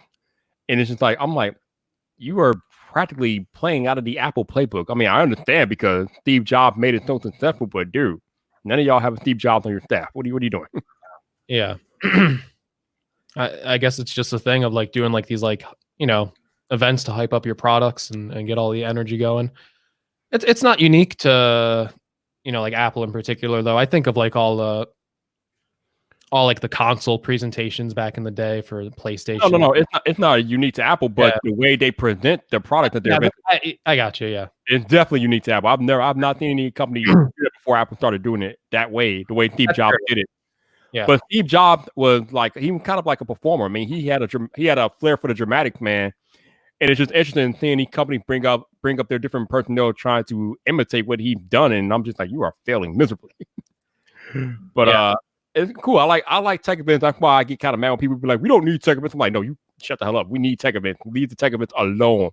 I like tech events. I'm just sad that being somewhat of a beginning creator that I was looking forward to being invited to big tech events to meet like Flossie and Michael Fisher and Rene Richie, and now I might not ever get that opportunity, or at least not for a while now. But that kind of sucks. But I guess it is what it is. We'll eventually get to a point where we can meet up again, and I hope so. I mean, it's gonna have to, right? I know. I never had the aspiration to be my man John Prosser because we know he doesn't leave the house. But but yeah, it's kind of sad that there won't be any massive tech events for a while. But yeah, for sure. That's the thing with everything else. But I do, like I said, I applaud the company for making an effort to hold an event like OnePlus did, and like Apple will do a WWDC. So yeah, I think WWDC is going to be very interesting. I can't believe that Google decided to completely cancel Google I/O. I figured they would do a virtual event like Apple and OnePlus, but they said no, we're not doing that. Yeah. John said everyone is John Prosser now. Yeah, we're all home like John Proctor. We're all. Oh man. So Greg, I know that you primarily cover Apple content right now, but if you had to cover another company, what other company would you cover? That's an interesting question. I don't know. I mean, I feel like any other company doesn't quite reach all the categories like Apple can. So I guess I would just cover everyone at that point in as much detail as possible. I'd probably just switch over to, I don't know. It's hard. I guess I would switch to almost everyone, right? Because there's no other company that kind of captures it like Apple does. Come on, switch over to Samsung washers and dryers. Yeah. I was gonna say, if I probably wasn't doing Apple content, I'll probably be doing Samsung content, probably. But I feel like if you're doing Samsung, like you just have to do all of Android at that point, because then the audience is there for it, right? It's the Android audience is unique because there's so many different products to choose from, and they're all running a similar operating system. I know that, you know that, but you know very well if we tried to pull that trash in the YouTube algorithm, we would get eaten alive, man. I feel like you can make a successful like only Android thing. Yeah. Right? I don't know. Yeah, I feel that. I mean, I still cover Android stuff. I have this phone in front of me. I did a video on it. I'll do a video on the Pixel stuff. You know, right. The phones that get my attention that I'll do content on. I'm not afraid to shake up the algorithm every once in a while. They don't do as well as my Apple videos, but every once in a while, I can do it for sure. Yeah, I have to agree with Janosis. He says, is Android a narrow enough niche for YouTube? I don't know, man. Maybe. I mean, I'm doing mostly Apple content. And I don't even know if that's narrow enough, but I can't go any narrower than that. So it is what it is. Hey, we got the coach in here. What's up, coach? How you doing, bro? How you doing? So what else? Bender, what else is going on, man? What else is going on? Well, we're still waiting on those Apple tags. That's right. Which is kind of ironic because we are currently in the middle of a pandemic, and obviously Apple tags are for if you lose product, but no one is going anywhere. That's probably why they're not here. But I don't know, man. I don't know. That thing is gonna. There we go. I've heard of that channel, no doubt. Those Apple tags are gonna flop harder than the HomePod if they release them now. Yeah. And that's a pretty damn hard flop. That's harder than LeBron James in the NBA Finals right there. That's a hard flop, bro. Are you excited for the HomePod Mini Viper? You know, that's a rumor. Don't you dare come on my live and talk about the damn HomePod. No, I'm not excited for a damn HomePod. I'm probably going to hear some yelling right now, but I'm probably going to have to pick up a HomePod Mini. Why? Why would you do that to yourself? Because of the smart home transition, and honestly, okay. Honestly, Siri shortcuts are a little better than Google. Ooh. Oh, okay. I never really mess around with Siri shortcuts too much. I need to do that. Yeah. So the thing with Google on all their like home devices right now, still your routines are like time based. Mm-hmm. There's nothing like action triggered. Like the door opens, do this. You can't do it. Ah, okay. I got you. So. Oh, Jern said we're gonna get AirTag leak coming next week. Ooh. Nice. Yeah, John, if you could DM me, maybe we could work on something about that. This makes me chuckle every time John leaks something. It just gives me yet another opportunity to proclaim him the world's most accurate Apple insider, piss a few more people off while I'm right and he's right, and we just all have to live in harmony after it. Just deal with it. Deal with it. Whoo, man. So AirTag, we talked about the over-ear Apple headphones. Coach, talking about the MacBook Pro 14-inch that's probably coming. I think John said that might be a possibility at WWDC as well. I mean, I think that's probably a no-brainer at this point. We know that Apple currently has the 13-inch MacBook Pro, but they shrink the bezel, and that's how they created the 16-inch MacBook Pro. So I have no reason to believe that we won't get the same effect with the 13-inch. They'll just probably shrink the bezels on that and make a 14-inch MacBook Pro. And I'm pretty sure Greg will pick it up because that's what Greg does. Yes, I'm excited for that product, actually. If they're going to take cues from the 16-inch, make it a little thicker, a little heavier, all that stuff. I really want them to, and this might be nerdy of me, but I want them to put dedicated graphics cards in it like the 16-inch has, so it can fly through video, right? Mm-hmm. You're editing on the 16-inch now. I saw you tweet about it earlier, so you're liking it. So I want to see that love in the 14-inch, because now we have these new MacBook Airs, which are great. I've been reviewing them. So you got quad core options in there. So you can make the 14-inch MacBook Pro a little less portable and give it a little bit more power, so more people can use it. I'm excited for it. No doubt. Christian likes your background. The checks are rolling in. The AdSense has been higher for me, actually. Despite everything going on, Christian, I got the multiple homes here. Let me just transport homes. He can switch it up like that. Bam. That's the MacBook codename J223. It's inbound from May 13, 14 inch. ARM MacBook coming at WWDC.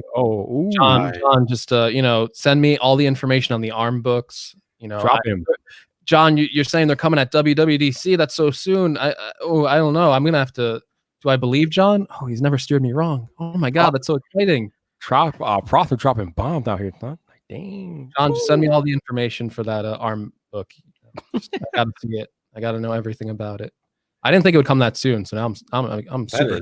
That's impressive. Yeah. I mean, it was rumored like a year or two ago that Apple was working on ARM MacBook. So I mean, about that time. Now, John, do you know if that's like a new design, or are they just gonna it's got to be like a new product, right?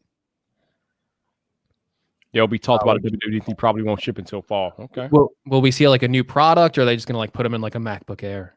So I'm hoping it's like a new product. That probably means at some point soon I could probably get Final Cut for iPad. Yes, John leaked that on GadgetCast, actually, that they have Xcode running on iPads internally, and that opens the floodgates to make pro applications. So I literally listened to the whole thing and missed that. That's that was a big leak. My eyes lit up when he said that.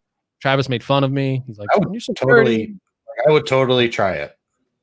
We didn't. The new keyboards are shipping for the iPad Pro. Did you get one, Viper? I did not know. You don't have your pre-order in, Viper? No, I was too busy pre-ordering an iPhone. All right.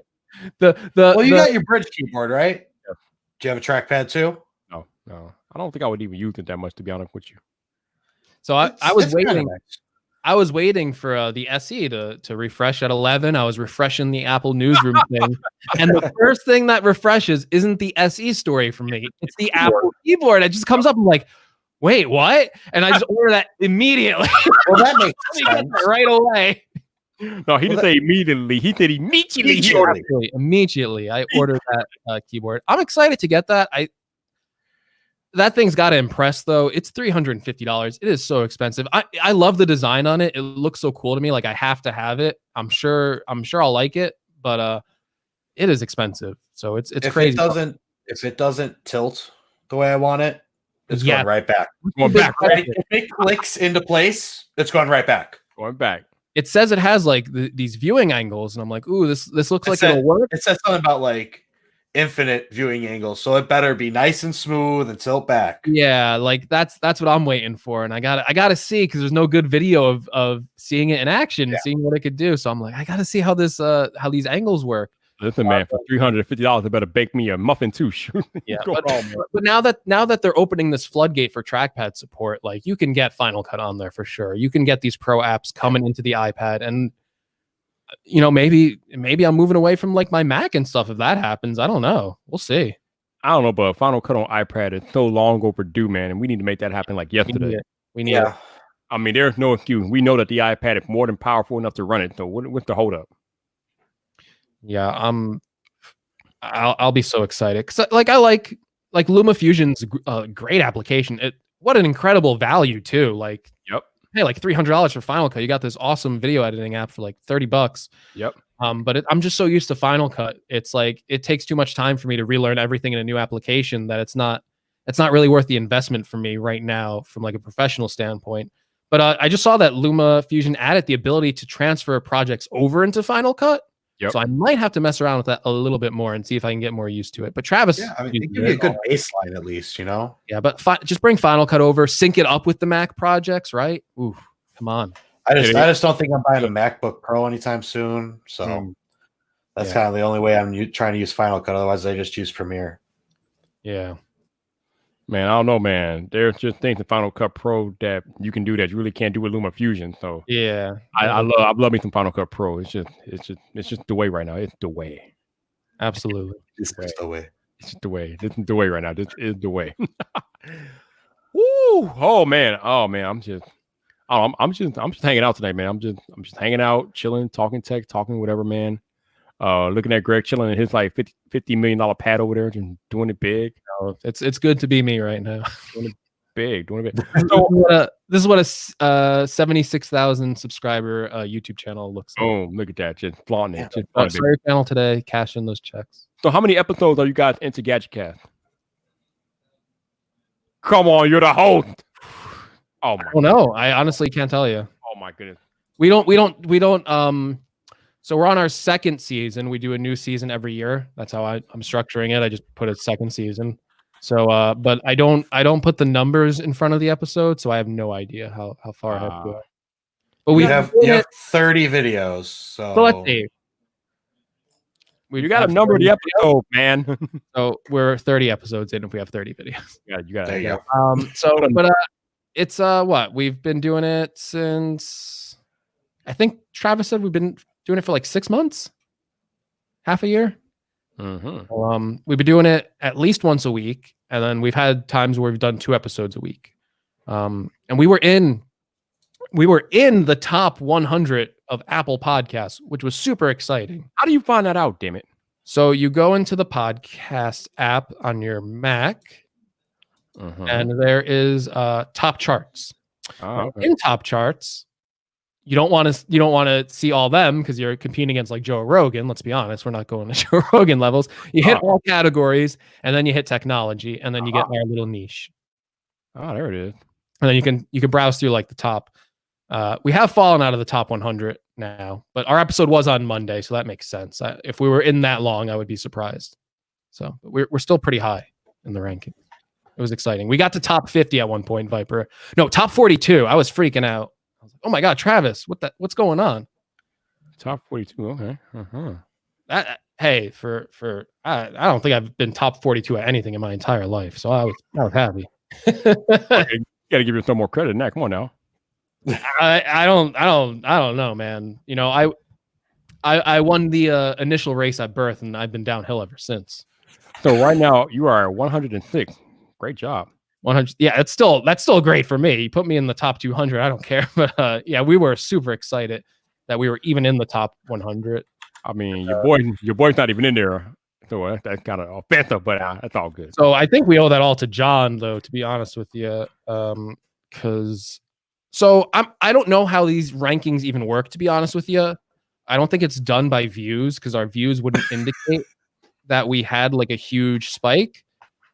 Because most of our views were on the YouTube video when we had John on. So most of them were actually on the YouTube video.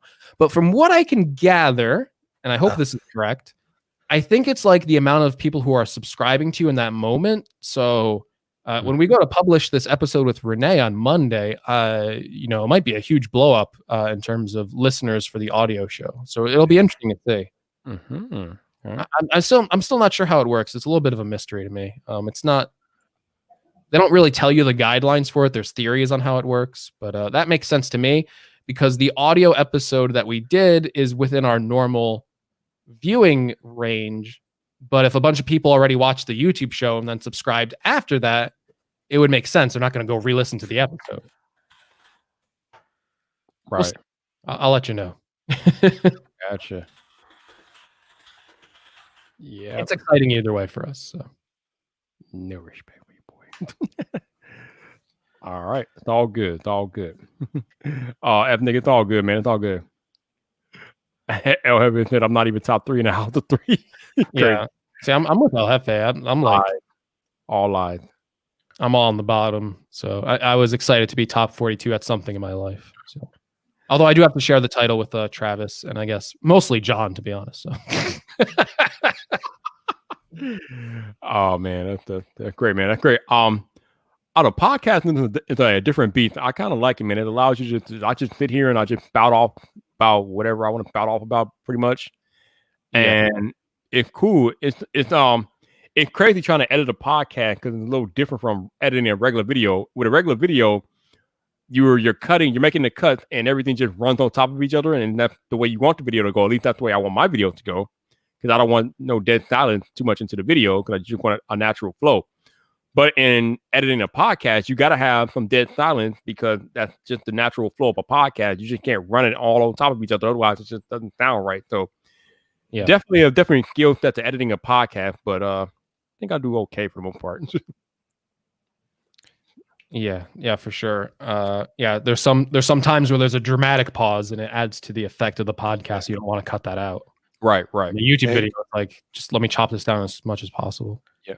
So where's the Bender 2 podcast, bro? Where's it at? The other co-host is still launching his. So you met him, Adam. Oh, that's right. Okay, that's right. So he's launching his. So I gotta wait for him to get that, kind of like figure that out, and then we're gonna work on ours. CDF man said he still thinks that Friday Night Vyp needs to be a podcast. Man, this thing is too long to be a podcast, man. I think that anything over an hour for a podcast is pushing it.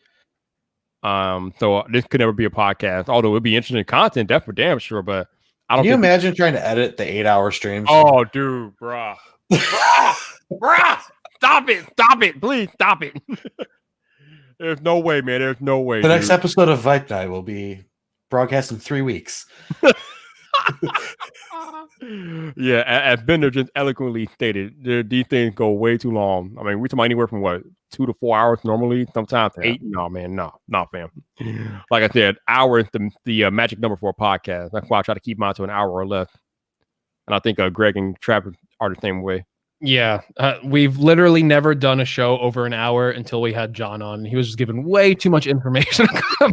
We had him on for like an hour and 16 minutes. You know, hey, when you get John Proctor, you got to keep him as long as you can, because that dude is in and out. He will dip out quick if he can. So you got to hold him down. Yeah, so we're gonna get him on another show for sure, though. That doesn't rhyme, John. What? That doesn't rhyme. Ear lube with Bender tube. Wow. All righty then. All right. Okay. That only John. Speaking of John, did you ever name your flavor of popcorn yet? What's going on with that, man? Y'all were supposed to hash that out months ago, and I've heard nothing.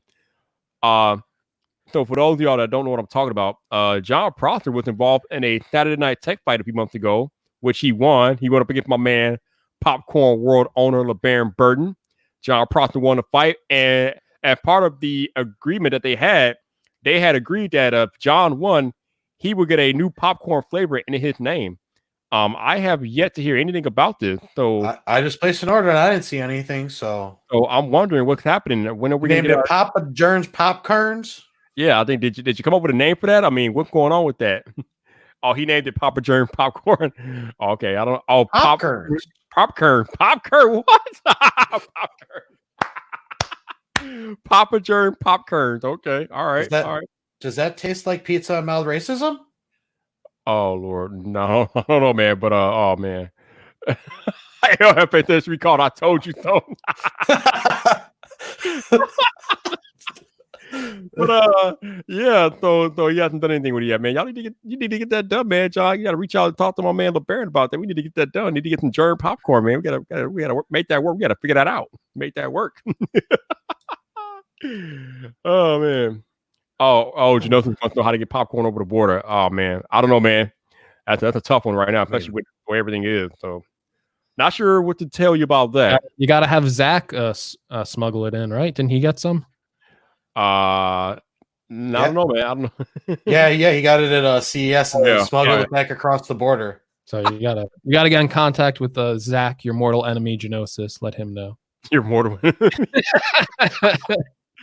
Your mortal enemy. That's funny. Oh my goodness. Oh wow. I was just catching up with the show you did with Zach before. That was a good show. That was a good episode. Talked about a lot of stuff. Yeah. It was good talking to him. Absolutely. Have you gone back and listened to your episode yet, Mister? I can't stand the sound of my voice, but I edit my own videos. No, I'm not going to listen to me. And of course, StreamYard don't cut off. Don't stream. There, he's back. He's back. StreamYard is not going to protect you. I asked you a question. What? Hey, would you? No, I have not listened to our episode. Did I listen to what I did with you? No. Yes. Why not? I was there. No, Jesus. Disappointed. I don't want to listen to myself. I'm awful. I don't know why people watch my videos. You edit your own videos. I know it's awful. Ugh. I gotta see this face. I gotta see all the mistakes I make. All right.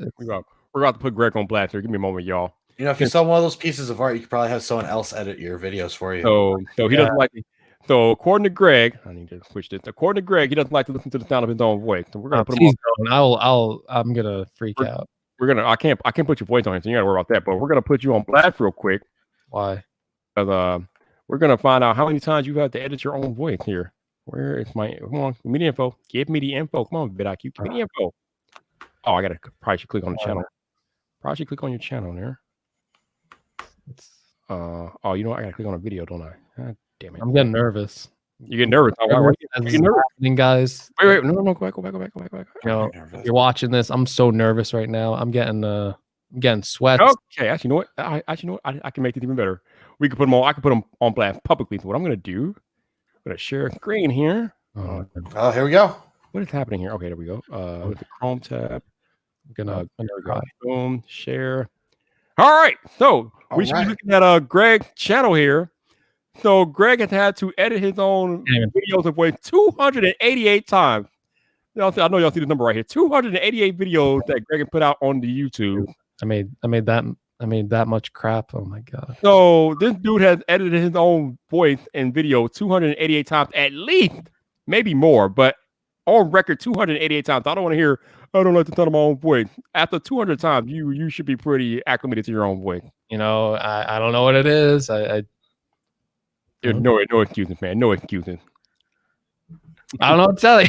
That's me. So. No excuses. Stop it. I'll never get used to it. I thought I would get used to it eventually. I thought like, oh, after doing this for a while, I'll grow to like it. And nope, still no. You know what's funny though? I used to be the same way like you. I used to hate my voice recorded and on video. I used to hate it. But I mean, I put out over 400 videos, and I mean, at that point, you just get used to it. So it's really second nature by now. But yeah, at some point, you just get over it, and you just have to do what you got to do. You know what, Viper? If I had your voice, you know, I'd probably be happier. So. Oh Lord, hush! You're the smooth one, Greg. I watch your videos. Not associated with me, so I watch your videos. I see how you so smoothly come in. Hey everybody, Greg here. We're doing a video today. Yep. Even you do an impression of me, I'm getting I'm hating it. Because I'm good. I'm very good. I know. I remember the one video I did when I was picking other people's intro. That shit was hilarious. Oh, that was hilarious. All right. All right. Anybody in the chat got any questions or comments? Because we've been on here for 3.5 hours almost, and I'm kind of running out of steam, man. I don't know what else to talk about. You got anything you want to discuss?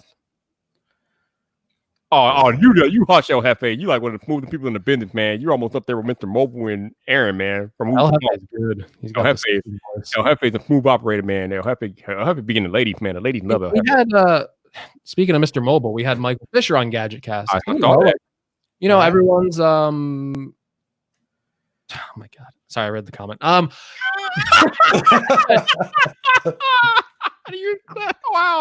Wow, what is happening here? We had Mr. Mobile on, and this guy's so smooth. He didn't have his microphone because, you know, everyone's home and stuff, and he recorded it on the 16-inch MacBook Pro. The guy still like sounded like the best on the show. Oh my god. Oh man, between no microphones and his voice, man, he's the real deal. Yeah, that's him. I can't really imitate him, man. He's just too smooth for me. I can't do that. My fiance was watching that live show and had the funniest comments. So he had the Alexa frames on while he was doing the show. And he had robot in the background, like going off, and she's just like, "Why do you have Tony Stark on your show?" And he looks like Tony Stark. I was like, oh my god, I never noticed that. Kind of mad I missed my window on those. Yeah. They sent me the invite and it wasn't happening. Like they gave me a week. I've been checking for my invite. I don't think I ever got one. So How do you get an invite for those? Do you have to sign up? You had to put in on the web on Amazon. You had to go to it and like enter for an invitation. Oh. And I got it. And originally it was like 3 weeks, but then they're like, no, you got 1 week. And I was like, well, it's not payday, so How much are those? like $200, I think. well, if you get the invitation, I think they're only $129, but full Yeah. price $200. So I want to get them. Yeah. Mm-hmm. So Greg, what are you guys going to talk about on GadgetCast next? Oh, you got Rene, so probably all. Got Rene, so we're going to be talking tons of Apple stuff, iPhone SE, all this Mac stuff. I guess we're going to be talking about this ARM MacBook rumor. I want to get Rene's thoughts on that. But Rene is super intelligent, so I'm a little nervous to be honest with you. So You'll be fine. Don't be nervous. I want to feel like a dummy next to Rene. So. Rene is a brainiac, but he's also savage. Yeah, he's smart and savage, and the combination it's a little intimidating to be honest with you. But nah, he's super nice, and it's gonna be weird having him on a show though, because I've been a fan of Rene's for a long time, listening to him on other podcasts, reading his articles for a very, very, very long time. So it's always weird when you have people that you've just watched for a long time, and all of a sudden you're interacting. Seriously, it was weird back in I think it was January when I had that week dressed of like all those creators on Vyp Drive. And these are people that I watched for years, and they were all on my podcast. And the same week, I was like, "Wow, it was crazy." It is crazy, like when you're a creator on YouTube just starting out, and you've been watching these people for such a long period of time, and then they're on here like talking to you and consuming your content. It's a cool feeling. Yeah, for sure. That week in particular, I remember it. That was a legendary week. I was like, "How'd you get all these people?" Yeah, that was crazy. Like Marquez one night. Oh my god! I know. I remember I had Marquez and Soldier No Beth on in the same night. Like crazy. You're like, let's just do two. You were on like every night that week, right? Yeah. I had a podcast every night. Yeah. That was one of those rare lightning strike weeks. It was nuts. Yeah. News on the Apple AR glasses are coming soon. Ethnic, they're coming soon. What are we reading here? Reading the Ethnic asked anything on the AR glasses, which John said on GadgetCast he's talking about next week. Oh, okay. Oh, I see it now. I see it. There it is. Yeah, I gotta believe that those are gotta be closer than we think, because I mean we've been talking about them for like 2 years now. Maybe longer than that. Oh, El Jefe, you ain't never lied. I've been thinking about that. I gotta put that together. Should be a lot easier now with everybody being home. So yeah, I should definitely. Greg, you're like awkwardly biting your tongue right now. What you gonna say now? You look like you want to say something, but you can't. No. I was just. Greg probably thinking about me. Greg's like, I could bring in the lady. I can, but sure. He can. I'll wear a wig. I'll bring myself in. Thanks for having me on. No doubt, man. No doubt. Any other last minute comments or questions in the chat before we get out of here tonight, man? It's been amazing having you guys supporting tonight, hanging out for the 3.5 hours we've been here. For those of you all that super chatted and joined the channel and coffeeed me up, appreciate you guys. Always appreciate you supporting every week. Definitely. Actually, Jeff, I remember reaching out to Crystal about a year or so ago, and I never got a reply. So I don't know. I know Jacqueline is uber busy, but I could try to reach out to her again. I mean, like I said, you would think it'd be easier to get people given the time, but not so much. I don't know. You had Jacqueline on at one point, right? Yeah. I had her at one point. You had Sarah. Bro, it took forever. I mean, that took work for me to get Jacqueline on the one time I had her on. That took work. Yeah. Yeah, and oh my gosh.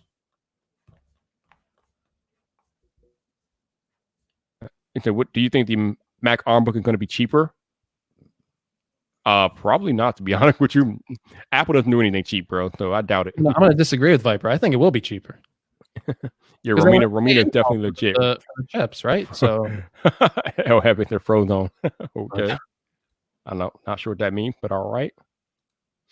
Ooh, but yeah. I guess if you guys don't have any other questions or comments, we can call it an evening. Let me see. Do I have anything else? Oh yeah, so like I told you guys earlier, some 3 hours ago, I did pre-order an iPhone SE red.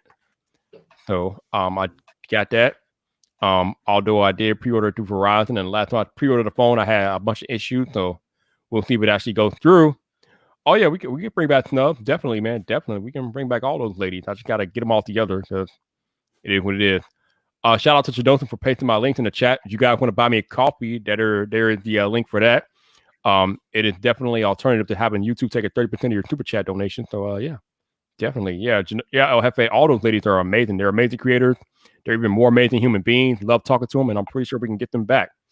I remember funny though, because when I put out the invitation, I got ladies that wanted to come on that I never talked to before, so that was pretty cool. So I don't know if that'll happen again this time, but yeah, man, I can definitely put out the feelers. I might have to get that done next week if I can put it together. So yeah, we can make that happen.